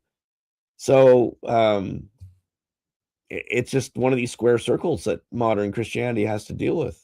But I love what Norm said. What Norm said, if we can just put Norm up just for 1 second, and we'll get to Sure. What he mentions right there at the bottom, victim versus victimizer. So this is classic Marxist theory, oppressor and oppressed. And they use this to divide us, right? So that's the difference between Leo XIII's idea of guild and a labor union. So sometimes people say, oh, Leo XIII supported labor unions. Well, no, actually he supported guilds. And they're similar but different, because the idea is that the guild protects the workers' rights, but it does not assume or presume an adversarial relationship with the management. So in other words, if what ideally you want labor and management to work together so the company is healthy, so that it's sustainable and everybody's prosperous. But the minute management starts mistreating the worker, and the minute the workers start finding an opportunity to mess with the management, guess what? Everybody loses. And the business fails, and then plants close, and people are out of jobs. So, there's, by all means, go adversarial if the peaceful ways are exhausted. But it's this notion that everybody has to be against one another is just a bad idea. You want to aim for win-win. I know it's a cliche. You want to win for a win-win situation. All right, let's get to Susape. Yes, Susape says, we need the public kingship and worship of our Lord, something our country should have been firmly set upon. 100% agree with you. I got a great story for you, Susape. What happened was, once upon a time, I had a set of parishioners. Both of them passed away. Felix knew them. And they were Tom and Joanne. But just sweet couple. They always used to dress a lot like they'd match. It was cute. And anyway, they were so happy that their daughter was going to finally meet me. And she was a big deal in the Republican Party. So I guess they thought, because I'm anthropologically conservative and she's, politically conservative, that we'd be fast friends or something. So I was looking forward to meeting her, and I preached my sermon, and I look out and I see her looking at me like this with the arms crossed and give me stew face, like that famous picture of Francis. I love that picture of Francis. A great picture. Yeah. I always imagine that's what he'd look like if I came in the room. He'd give me that face. Yeah. But anyway, so she gave me that face with the sermon. And I don't normally notice people in the sermon, because I try not to actually, I do the opposite of what you're supposed to do in public speaking. I don't make eye contact. I look at everybody's eyebrows. And why? Because I'm scared I'm going to say something, and say Felix is there, and I look right at Felix. And people say, oh, he was talking about Felix. Yeah. Stupid jerk. And then lands right on me. Like, oh. Well, we like to blame Felix for most things, but no, just joking. But anywing, so she should giving this look, and I happened to notice her. So she didn't talk to me at the end of Mass. She stormed out or whatever. And I didn't see Tom and Joanne that week. But the next week they came, and they were very their heads were bowed, and they were scared of offending me. And they said, Father, Trudy wanted to tell you something, but we don't really want to tell you it. And I said, it's okay. I said, listen, I got broad shoulders. I don't mind some feedback. And they said, well, you better tell that Father Meikle he has to learn about the separation of church and state, because, he touched on some things that could be interpreted politically. And and even if I agree with him politically, I don't want to hear this in my church. And I don't know what I was talking about. It was probably something like this. We need the public kingship and the worship of our Lord. I agree. So it was probably something like that. And I said to them this. I said, church, the separation of church and state, that's what she's upset about? Yes, Father. I said, okay. I said, is that man's law or God's law? And they look at one another, and they look at me, and they both said together, it's man's law. I said, right. I said, which one do you want your pastor to follow? And then I did the mic drop thing. I just walked away. Come on. Yeah, no, but it's true. And then they had a good laugh about it afterwards, but it's true though, right? So I'm sorry, I don't take my theological direction even from the most beautiful constitution in the world, right? So I mean, I'm going to follow all legitimate civil instruction. Of course I am, but in terms of at the name of our Lord Jesus, every knee will bend, right? Yeah. The whole idea of the public kingship, the social kingship of Christ the King, and yet we have so-called evangelicals that think that phrase is offensive. If you're Yeah. offended with, I if you're wonder how offended with much of that, that is a psyop. well, I don't know, but I'll tell you this. I mean, Darby/Schofield Christianity isn't Christianity at all, and that's Right. the kind of Christianity which says that Jesus isn't king. Well, if Yeah. he's not king, then why don't you be honest and just convert And to whatever religion that floats your boat? yeah, that's apostasy. No. All right. Yeah, Not no, it believing is. Christ is No, king. Felix, you're right.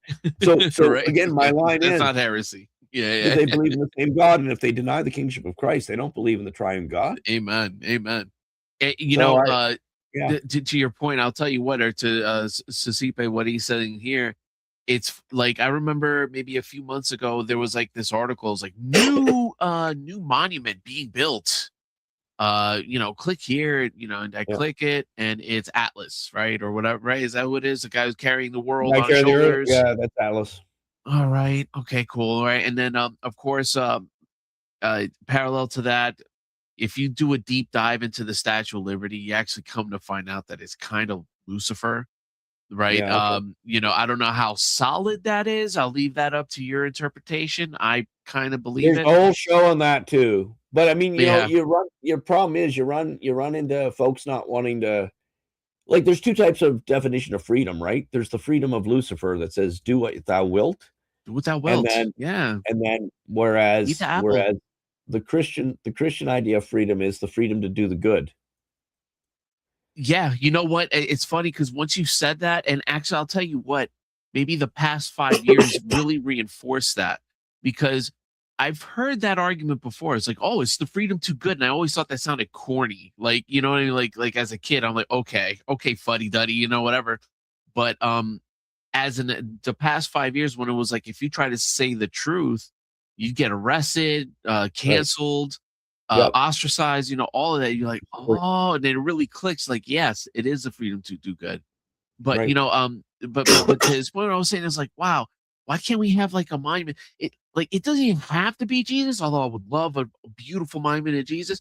But why not one of the saints, or like we don't see that anymore. We used to kind of have that. Like we would have like monuments to Christian heroes or Catholic heroes and Well, Catholic the city of saints, Jesus. St. Louis is named after a French monarch who was a saint. Yeah, Right? right. San Francisco, San Yeah, Diego. These are all absolutely. saints.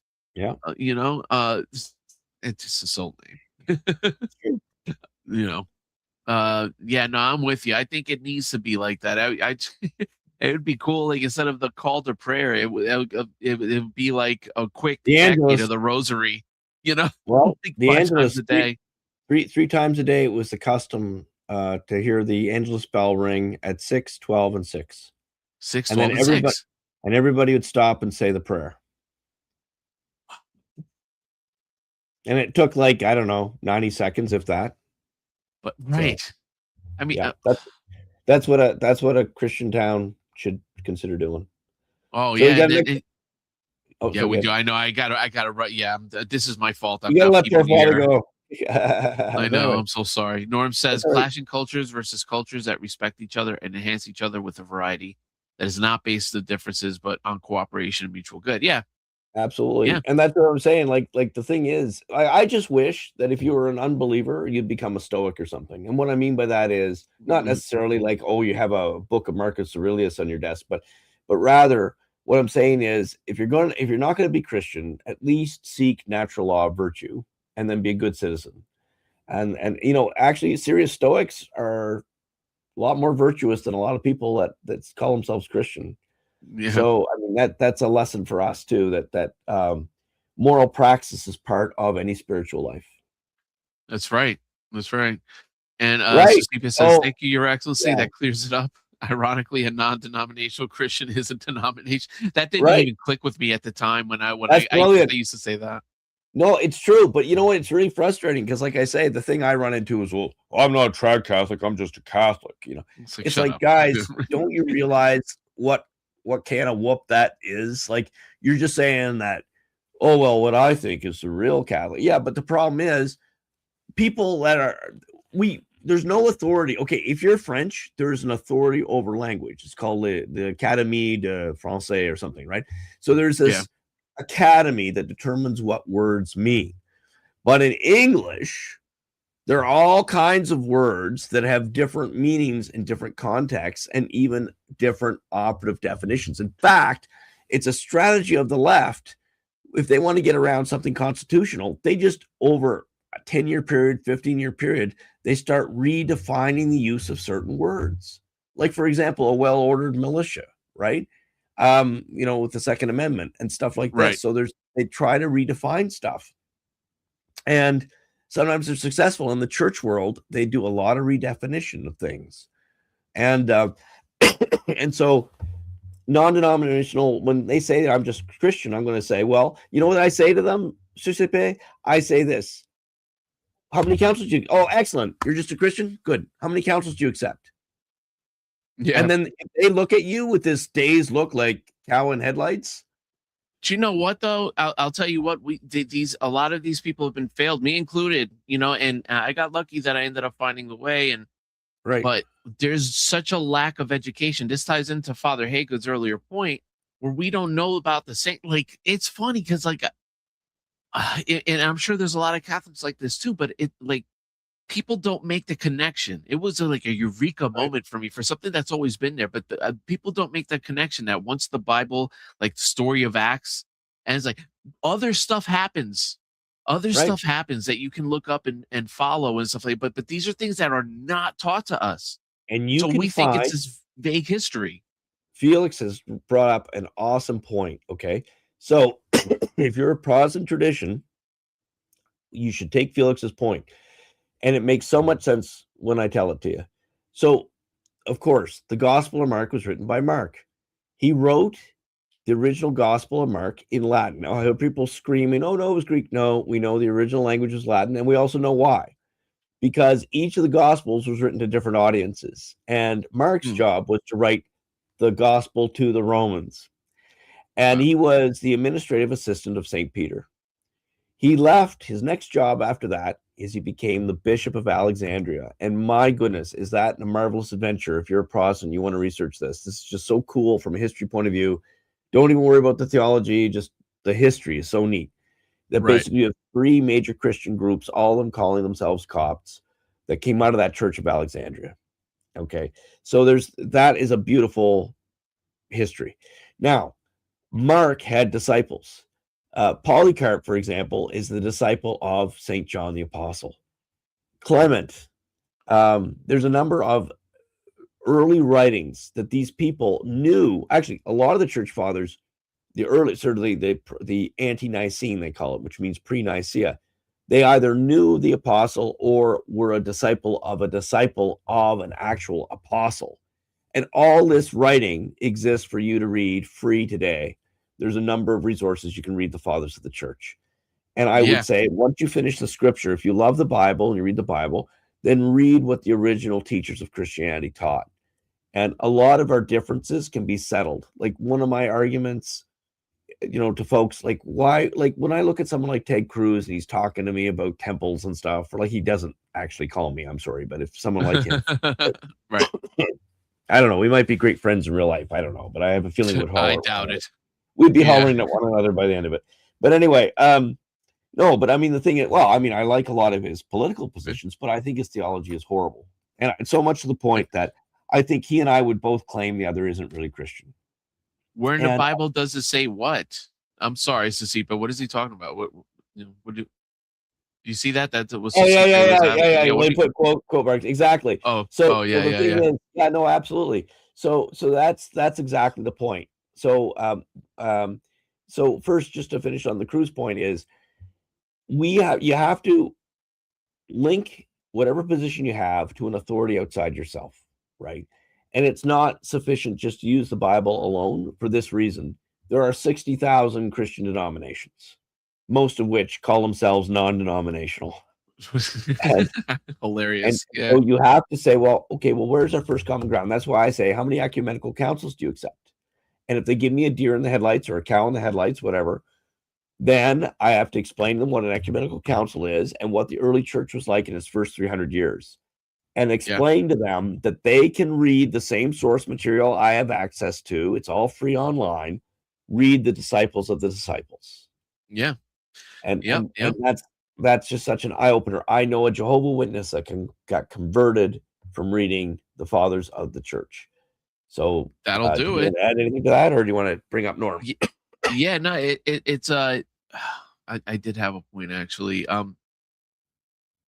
Yeah, the thing is with the Saints, you know what? I totally lost the point. I'm not even going to try to remember it. And in answer to where's the Bible that says that, that's precisely the point. The Bible actually says a lot of things that people don't realize. It says and vice versa. And at the end of the day, if it was so clear as many non-denominationals assert, then why do they all disagree with one another? Yeah. So it requires an authority to interpret it. And now, what authority we can debate about that. That's what I was going to say. I know what my point was. The thing, again, definitely lack of education, especially knowing the early church. That almost needs to be required learning more so than social studies. Also, the story of the formation of the Bible and why there's different numbers of Protestant and Catholic books. You have to read the history from both sides. Read the Protestant argument and read a Catholic argument. And then you pray about it and you say, Lord, tell me which one's correct. And of course, you're going to agree with Bishop Meikle. And a lot of this, again, is fighting against propaganda. Here's the deal. Oh, you hung up there, Felix. You hung up there for a bit. There was a little glitch in the matrix. Oh, there was a glitch. Okay. Yeah, so we grew up hearing about scandal in church, right? Obviously the worst types of scandal. And obviously a lot of the propaganda was like, priest bad, institution bad, all this stuff. So a lot of the what's the fight back? Just believe in Jesus. We just believe in Jesus and that's it. Right. And don't let man muddy the waters and try to become between me and God. I understand the logic. I do. Bad clergy has ruined more souls than any other factor. Right. Bad clergy. Yeah, it's like I heard I hate to say it, there's a lot of clergy that don't even believe, folks. They don't even believe. And that it's a heartbreak. And it was like when I that sort of sunk into me, I had a moment like Elizabeth Kubler-Ross's Stages of Grief. I had to go through the denial and the bargaining, the anger. It was an acceptance. But you don't throw the baby out with the bathwater. And basically, if you come to see the dark in the Christian church, the broader Christian church too, not just Catholics, then you have a choice. You can stick your head in the sand or bury your talent in the sand, or you can stand and do something about it. And that's why I'm wearing a collar now. It's like, well, what are you going to do about it? You sit here and you growl and you have all this theological education. You can tell everybody why they're wrong, but where's your skin in the game there, Meikle? I had buried my talent in the soil, and I said, Lord, I'll do what you want. And then it all went bang, bang, bang, bang, and here I am, giving you guys all five of us here together. Well, plus Felix and I, it's all seven of us. All seven of us. That's right. Beautiful opportunity to share. Hey, it's a small seed to grow into a mighty oak. Hey, that's right. Oh, so you see, Christians do need to join together in what we do support: pro-life stance, promotion, and marriage as a sacred union of man and woman. We can. And I would say too, Norm. Thank you. We should all get together and fill every political slate in both parties with people. Yeah, like that's something that serious Christians could all do together. Like we're just going to take over both parties. We're just going to have a monarchy party. And we never speak against one of our group. Yeah.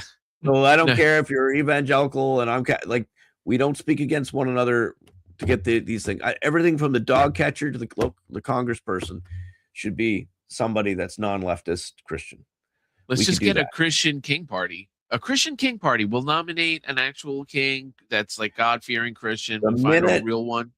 The minute you tried to rock the boat, you'd end up with one of those accidents. It'd be like being a UFO scientist the last 6 weeks, right? Anyway, yeah. But we're not going to talk about that today. No, please, we got to do it one day, but yeah, not today. Norm says a book from my past had a great title, Freedom Not License. The idea expressed was that real freedom demands real responsibility. 100% agree. Who wrote that, Yeah. Norm, if you remember? Yeah, You let knew I us was going know. to ask you that. Yeah, we say that. I think a lot of it, Susipe says, I think a lot of it comes from a complex of disobedience within a lot of Protestants. They simply Yep. cannot fathom submitting to a superior. It's terribly unfortunate. Yeah, we got raised to be rebels. We got raised to be rebels. We got raised to hate our parents. Yeah. You And then understand? when you do have leaders that emerge in these various groups, it becomes almost like a cultic following, right? It's Like, I remember when Oral Roberts, I'm dating myself, obviously, I'm 50, my mid-50s, but I don't remember when Roberts. Oral Roberts, I'll never forget, I was with a friend, and I was working at a bank at the time, and Right. we stayed up late. We'd play. We were the weirdest friendship in a way, because we'd work at the bank all week, and then I'd go over to his place for a barbecue. We'd drink a couple beer, and we'd play chess. Nice. Anyway, we were Okay. playing chess in the wee hours, and there was this Oral Roberts came on air, and he said, if I don't get so many million by the end of this weekend, God's going to take me home. And he's weeping. And my friend, who's a lapsed Catholic, but anyway, he looks at me and he says, don't you guys want that to happen? Because he knew I was Yeah. on my way to be in the Right. seminary. And it was like, yeah, of course we want to go home. If you can go home in God's goodwill, why would you want to stick around here, right? Yeah, right. It's like, can I come home in the jet? Can we just kind of? But even though an Oral was being so silly in that big square circle that he should be afraid of going to the heaven that he's so assured of going to, he had a cultic following. People still followed him. They built a university named after him. I mean, it was incredible. Even if you get to the low level of it, like again, like when I was in like my Protestant, like you would go for the music, you would go for the fellowship, you would go for everything else, and you get like the cool hip pastor. You get, there's all these other things that just slightly, every little thing is just takes away from what it is, and then of course it's like have your pita bread and grape juice, it's absolutely. so it gets kind of crazy. Yep. This is the last comment. Maybe we should end. Try to get out of here early. Good idea. And yeah, so I mean, there's a heresy called Donatism, which is, if you want to like nerd out on some of the heresies, you can learn a lot about theology by studying heresies, right? So Donatism was this idea that if the priest wasn't holy, the sacraments weren't valid. And the church rejects that. Of course, even a bad priest can confect a valid, as long as there's form, matter, intention, it's valid, right? So even if the priest himself is unholy. So, that's God did that as a protection for the sacraments. Yeah, thank God. Right? Thank goodness. Yeah. In fact, up until Francis, essentially only about a third of popes were even canonized. There was this acknowledgement, an honest acknowledgement by the church that many people that attained that office, they didn't persevere in holiness in that office because the temptations and the compromises asked of them were too great. So I always thought that was a testament to the truth of the church, that it was honest about that. And then they started canonizing every pope after 1960. So it's like Catholic Dalai Lama. I just roll my eyes, right? Yeah. But anyway, absolutely. So the church absolutely rises and falls in sanctity and holiness, not only of our priests, but I would say of the baptized themselves to live the first commandment.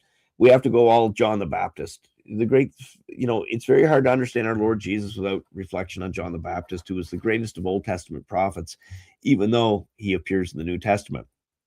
And basically, John the Baptist was solely focused on the first commandment, and that should be our objective. Basically, give God the honor that he's due, seek and align with the divine will. In that way, that's how we become holy, not because we're perfect or good in ourselves, but we get out of our way so that with God's good help, he can make us the saints he was called us to be. And every baptized person is called to be a saint, and they're meant to help with this restoration of the true church. And the true church is are those who seek and align with God's will and restore the church Jesus founded. So we've got to do that, and in some small way. I mean, we're like little bricks in the wall. We're not likely going to live to see the end of this project without a divine illumination, which I don't exclude. I pray for it all the time. Okay, here we go. Totally. Yeah, Alexander Sutherland Neal was a Scottish progressive educator. author and founder of Summerhill School and its philosophy of freedom from adult coercion and its community self-governance. Neil had very liberal ideas, but his goal was to teach responsibility and altruistic behavior. Right. So, the old time liberals were not evil. Like right now, like if you're on the conservative side, I mean, you don't have to go back too far. I mean, go back to the 90s or the 80s. Like, I mean, you could run into liberals that shared your values. They didn't want to kill you because you tweeted something bad that they didn't agree with. So I said the K word, didn't I? They don't want to unalive you. No. But I mean, now, I mean, you can't, there's no real dialogue of goodwill. That's why whenever some Christian leader gets up and we have to dialogue, I just want to roll my eyes to the back of my head, because it's like, do you dwell in this world, or are you like smelling ferret farts or something, right? Like, what's wrong with you? Like, is there a mushroom collection at on your vent? Dialogue. Where's there dialogue unless you have people that are committed to honesty and have some decent goodwill amongst one another, right? So, yeah, I mean, okay, that's the point. The Nicene Creed is not biblical. Well, here's the problem. He's right, but the problem is, right. If you exclude the Nicene Creed, then I 100% agree with you. Anyone excludes the Nicene Creed, and I prefer the Athanasian Creed, but anyone who, like, in terms of presentation, not liturgy, I'm talking presentation, theological presentation. Yeah. So if you exclude those ancient creeds, then you are not a Christian. And your baptism is not even likely valid, because depending, that would the intent, do they have the intent to do what the church does when it baptizes? If you deny the Athanasian of the Nicene Creed, then your baptisms aren't likely valid either.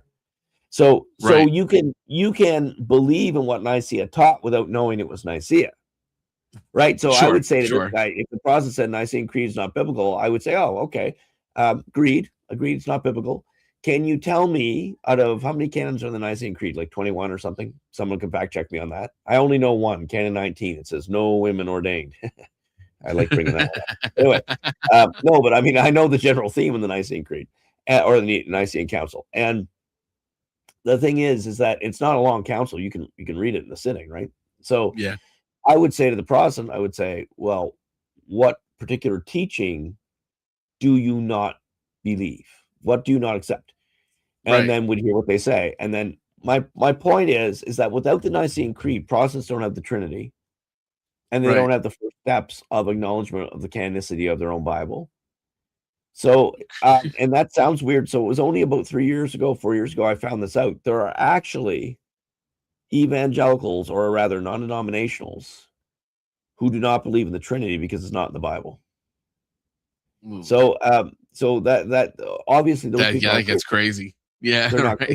They're monotheists, or perhaps they're I don't know, bitheists or something. I don't know. Yeah. Right. Well, I mean, again, there's some weird permutations and combinations, right? So, but not all of them believe in the Trinity, which is funny because you wouldn't know it unless you really sat down. Part of the problem is, for those of you who don't know, becoming a priest takes a very long time, and it should. It takes most of us 8 years. Some formation programs are as long as 12. Wow. And it takes a long time because there's so much to learn. And unfortunately, even with all that at the time, I find that I'm not impressed with the average education of the average priest these days, like compared to, maybe it's just like in my day, we used to have to go to school in a snowstorm uphill both ways, So I don't mean to be that guy, and maybe there's a little bit of that going on, but even in my day, there were only a few of us that were really interested in getting really into the studies. Like I'd say out of 96 students, about 15 of us were real keen. We weren't there just to get marks, or just to get through. We were there to really learn. And so that meant we put a lot of free time in talking to traditional priests, going to the library, reading primary sources where we could, learning the Latin to do so.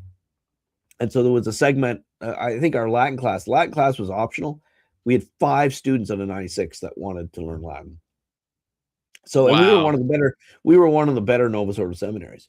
So, given all of that, to tell you, I mean, again, I don't mean to be crapping on people and say, oh, look, Mikkel's so wonderful and everybody else sucks. That's not what I'm saying. Right. What I'm saying is that in fairness, a lot of people that go to seminary just want to get done and get into the business of ministry, and they didn't necessarily fall in love with the theology of the church. I love the theology of the church, and we all have our subspecialties. You know, some guys were right in scripture; they learned Greek and Hebrew, and they knew everything, every variant, and all the history about all that stuff. And some were into moral theology, and some were into the other branches of theology. And I guess what I'm getting at here with all this long ramble is that it takes years to train a priest, and we're not all the same in how much reading we do outside of what we were required. And one of the things you learn when you read so much is you realize that even if you had 10 lifetimes, you're only going to scratch the surface. And so on one hand, there's a temptation to be a little arrogant with people that you know aren't as well read, but there's also the other thing to realize, like an unhelpful humility in a sense sometimes, that, well, what's the point? There's so much. What can I do, right? So it's like St. Thomas Aquinas, not because he thought his work was crap, but he said near the end of his life, all my work is but of straw, right? Like, in other words, compared to the magnitude of God, what can any of us accomplish?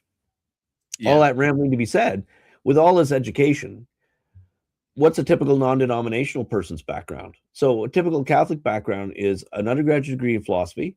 So my undergraduate degree was in psychology, so I had to do it had philosophy courses in it though. So, but I still had to do summer school in philosophy, so to catch up my requirements for my theology. You need an undergraduate degree in philosophy, and then a degree in theology, and all of that takes many years. And so then you contrast that with plus practicum years and sometimes a propedeutic year, like a spiritual year, like formation can really stretch out. Contrast that with your typical non-denominational. You know, the guy's a good man. He's trying to make a good life for himself, but you know, his background is, you know, he used to work in an aluminum plant, and you know, he once read, you know, he read C.S. Lewis or something. I don't know. I mean, I'm not trying to knock at anybody. I'm far from it, right? I'm saying if you love God and you want to share the gospel, that's beautiful and that's wonderful. But I'm just saying, like, it's different leagues, right? It'd be like there are different leagues. You don't stomp on the kitten. You don't stomp on the person that doesn't have your education. You know, a mark, I think, of a good educated person is that you try to meet people where they're at and bring them up to you. You don't push them down. So that's the ideal. So I don't mean to crap on most non-denominationals, but it's a very long-winded way to say and explain. Most of these guys don't know what an ecumenical council is. Most of them don't know where their belief in the Trinity came from. Most of them don't know where their Bible came from. Most of them don't know anything about your early church. And they're just running around, and all they've been taught was, the Catholics invented all this stuff, and there you go. And you know, it's all a bunch of crap, man-made rules. We're going to tell you what the gospel says, because look, we have the Bible here. Well, who put the Bible together? And even if they admit, even if they understand that, then why do some versions, why do you trust this version but not that version? Upon what authority did you make that decision? With what discernment? With what academic know-how did you make the decision of the version you use in your church? Well, King James version. Yeah, well, research King James. You're gonna learn a lot of weird, wonderful stuff about King James. I know, right? Which is because that's the version I read for like most of my life. Right. And in fact, when I got back into the Bible, it's King James. It's a beautiful language. It's very beautiful. But you know, there's how many words are used completely differently in modern English? Like I was talking about definitional changes. Well, the evolution of 500 years has changed a lot of words, what they mean. So this is why you got to go back to the original languages. And I mean, I could go on for like 3 hours more on this stuff, but it's I guess the big thing is I'm appalled at the level of education of a lot of clergy. And you can tell whether someone, and I don't pretend to know stuff I don't. I'll tell you if I don't know something, or I'll say to you, well, I think it's this, but I'll have to double check. Or sometimes I get a saint wrong. I quote somebody and it's the wrong saint. I have to look it up. And like I got something wrong today, and I fact checked myself, and I thought, how dare you? I know it happens. So I remember almost everything I read, but sometimes I'll attribute the wrong source. So it's important when you're writing something that you fact check yourself and that kind of stuff. And sometimes something falls through the cracks, or you have what I call a senior's moment, but that's just me being a silly way of making fun of myself. But Oh. anyway, yeah. Let me see. What would you say to those Protestants who say Easter is pagan and invented Your Excellency? Yeah, I mean, you're really down crazy town there. What you found? Because, yeah, exactly. Can we just tell them I mean, that? again, these are people that are. There's a Substack of mine. Now the link is in the description below. Easter and Ishtar, it sounds alike. So therefore, yeah, like the Reed it's Sea is the Red yeah. Sea. Sounds alike. Yeah, you know? yeah, it's similar. So ipso facto, it's the same thing. There you go. Yeah, exactly. Believe it or not, there are some liberals that Unbelievable. think that the parting of the Red Sea wasn't the parting of the Red Sea. It was the Reed Sea, and it had muck in the reeds, and the chariots got stuck in the muck. So there wasn't any so real they parting. they went So straight they all first. spoke English back then, right? In ancient Mm. Egypt, they all spoke English, so red and reed sound the same. Red and reed, yeah. Makes In perfect fact, sense. oh my God, you know what? You know what? You guys, you do not mock liberals enough. Mock them in charity, but mock them because it's the only thing that wakes them up, right? But so, anyway, what do you? Oh, go ahead, Felix. There was this movie Zeitgeist that came out a few years back, this documentary, and like the first part of it was saying that how Christianity was a false religion. That was like the first half of it.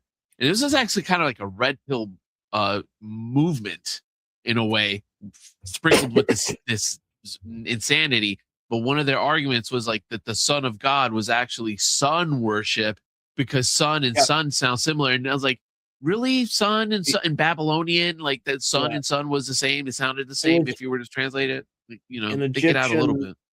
Akhenaten, I think was, I don't even pronounce it right, but there was an Egyptian god that was the first monotheistic god in their tradition, and so there was a whole there was a whole bunch of stuff there. So there's archaeologists like to and anthropologists and historians like to if they're anti-Christian, they like to stir this stuff up. But anyway, what I'd say to them is, well, first of all, in my Substack there is there's an article called something to the effect of, why did we replace the Pasch with the Seder or something like that. So if you just go to Substack and search the articles, it's about, 12 of them back. And it's called basically something, Pasch versus Seder. Free too, right? I believe. In that, what's that, sorry? Free to read, right? That's all free. All my stuff is free. My faith was given to me free. All anything I give to you guys is going to be free. In fact, it's funny. I get somebody saying, "How do we donate to you?" There's no link. There's no, I don't even have a way you can donate to me. So it's kind of funny. Donate to me. I'll put my Cash App in the description. So one day I am gonna I'll launch something like a membership or something someday. But it's gonna be like, you know what? Anybody wants this stuff for free, it's still free, and I won't. The thing is that I want to give people a chance. If they're up in Michigan or something and they go to Novus Ordo and they're rolling their eyes and they're just grinning and bearing it.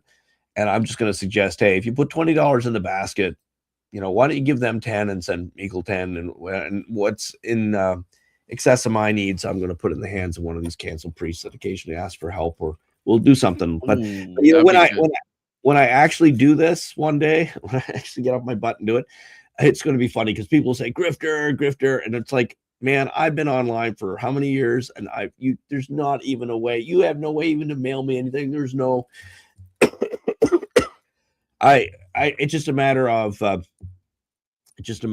Actually, my income comes from a few benefactors who don't even attend my church, and they found me through various means, word of mouth or social media, and also.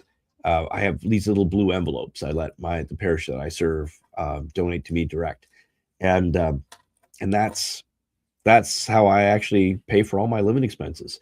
So, but at some point, I might want to expand that a little bit. But anyway, I'm way off the topic. What will we say about the pagan and this business? Well, so. This goes into the road where you got people like, well, the Trinity's not in the Bible, so I don't believe in the Trinity, and Easter's pagan and all this kind of stuff. Okay. Yeah. So it boils down to that article in Substack will explain that the early Christians viewed Christianity very differently than a modern Protestant. The early Christians viewed the Eucharist as a fulfillment of the temple sacrifice. And once you realize that, and that article explains why, then it's like, oh, I understand. This is now. My body given to you, and like it's all right. And when you realize that the phrase "My God, why have you forsaken me" is the consummating hymn of the ancient paschal sacrifice. Once you realize that, Like then all the you're like, callbacks. Yeah. all the stuff these Protestants have been teaching, you realize they don't know what the heck they're talking They about. don't know what they're talking about. And then Yeah. when you realize that that is the foremass of a traditional Latin mass, that psalm Yeah. is the introduction to the holy sacrifice, and you realize that it's a continuity right from Calvary. It's just so amazing. Like it just, theology is one of these things that if you learn, it's like, I used to have a professor that said this: it's theology is like a pie. You get these, you understand a little bit of one slice, you'll understand a little bit of one slice, and then finally you know enough about the various pieces that it just clicks. And it's true. Yeah. It does. It's like it takes a while. There's a whole bunch of different I've had areas. click moments. The click moments are cool. Yeah. You make connections and you're like, oh Lord, that's why you did this. I didn't understand that before. And God, if you're faithful to your theological reading, Lives of the Saints, theological work, philosophical work like Thomas Aquinas, and you all of this stuff, catechism, you read these things, after a while, it'll take a little while, but all of a sudden these connections are going to be start making. Like the priesthood of Melchizedek. Melchizedek mentioned in Hebrews, the Psalms, and in Genesis. Yeah. And that is such a powerful answer to Protestants. And most of them, so when I run into something like this, who's Easter pagan, I'll work into at some point, like, so tell me about the priesthood of Melchizedek. And they know nothing about any of this stuff. So, I mean, it's interesting. And it's in the Bible, they say they believe, but they don't know anything about it because they've been trained to learn certain things just to trip up Catholics. So is Easter pagan? No, Easter is based, the whole time of Easter is aligned with the ancient Jewish festival of, first of all, it was an 8-day nested feast, unleavened bread, and then the Pasch was on the Thursday of the Feast of the Unleavened Bread, which traditional Catholics know about octaves, right? Well, that's where the octave came from. So Gregorian chant, for example, came from the psalm tones. When it says that Jesus sang hymns, the tone he would have used was likely going to be a very similar to Gregorian chant. Why? Because we stole it from the ancient times, right? We adapted it. It went through different styles, but it's a very ancient manner of praying. And the Psalms to this day are prayed by the clergy of the church and the religious of the church in that tone. So it's the continuity of all these things, the connection, and the Mass itself across space and time. It's just amazing. Like, we are at no disadvantage for living in the 21st century than from living in the early church, because we have the holy sacrifice of the Mass.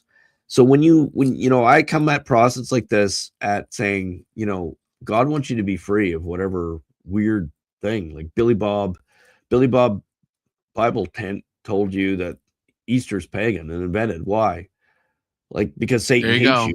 You do not understand the church history and how Christianity evolved. Now, are there legitimate reasons to push back on Catholics? Absolutely. I can argue, okay, so if you want to be a good apologist, you should be able to argue against yourself too. Like, in other words, your position, because then you steel man your argument and you know what's coming. And so one of the things is that, they themselves, there are legitimate criticisms you can make against Christianity and legitimate criticisms you can make specifically on Catholic Christianity. But very few of the attacks that I encounter come from those legitimate critiques. They come from hatred of the church, right? Church, or reverse, they try to proof text their own beliefs back. And what's especially hilarious is when they think they know so much and they know nothing. Like one of the things that comes up is when the church was invented in 314, or it's like when Constantine made the church. That is there is a blatant lie. Now I haven't run into it yet, but there is a more educated attack on that vector that is an effective, like, debate, right? But most of these guys come at you with high school stuff. They don't come at you with the sophisticated stuff. So, but if they do, it's the worst you're going to do is argue to neutral. The worst. Oh yeah, no, don't even bother. But what I was going to tell you, Father, I don't know if you know this, but and this happens all the time. But there was even there's been some archaeological digs where they found like these like altars or like church worship Yep. areas for Jesus, like Yep. before Constantine. Like these are like the things Yep. that it proves that Constantine, that era was like what, like I guess affirming and Yep. what would you say, like The what's early the Christian word? church pre-Constantine was very Catholic. If you look up Ignatius, St. Ignatius, father of the church, 110 AD, look at what he says about worship. And then the other thing is they had that archaeological find a short while ago where they discovered, it was either northern Israel or Syria or whatever, but they discovered a Byzantine-style church That's what it was. that was around 100 AD. That's what And I it was had talking a about. That's the big mosaic on the floor, and it called Peter the commander and general of the apostles. we're talking about the same story there. Fascinating. So 110 no, 100 AD. yeah. So our archaeology backs Catholics up, and then there's a couple miracles that are just irrefutable that backs Catholicism up. Now, the problem is that people would say, well, if you say that, Mikkel and Felix, then why all this crazy stuff happened today with Buddhists and all this kind of stuff, and Archbishopesses of Canterbury and Pachamamas. And that's when you run into our realm where we say, well, the true faith has been sort of hijacked. And the best way to understand that is through a fiction called Lord of the World by Hugh Benson that I mentioned correctly every episode. You might as well be a sponsor at this point. I might as well. You know what? I should get off my butt and write a commentary on that book because it's sort of my theme. Do it.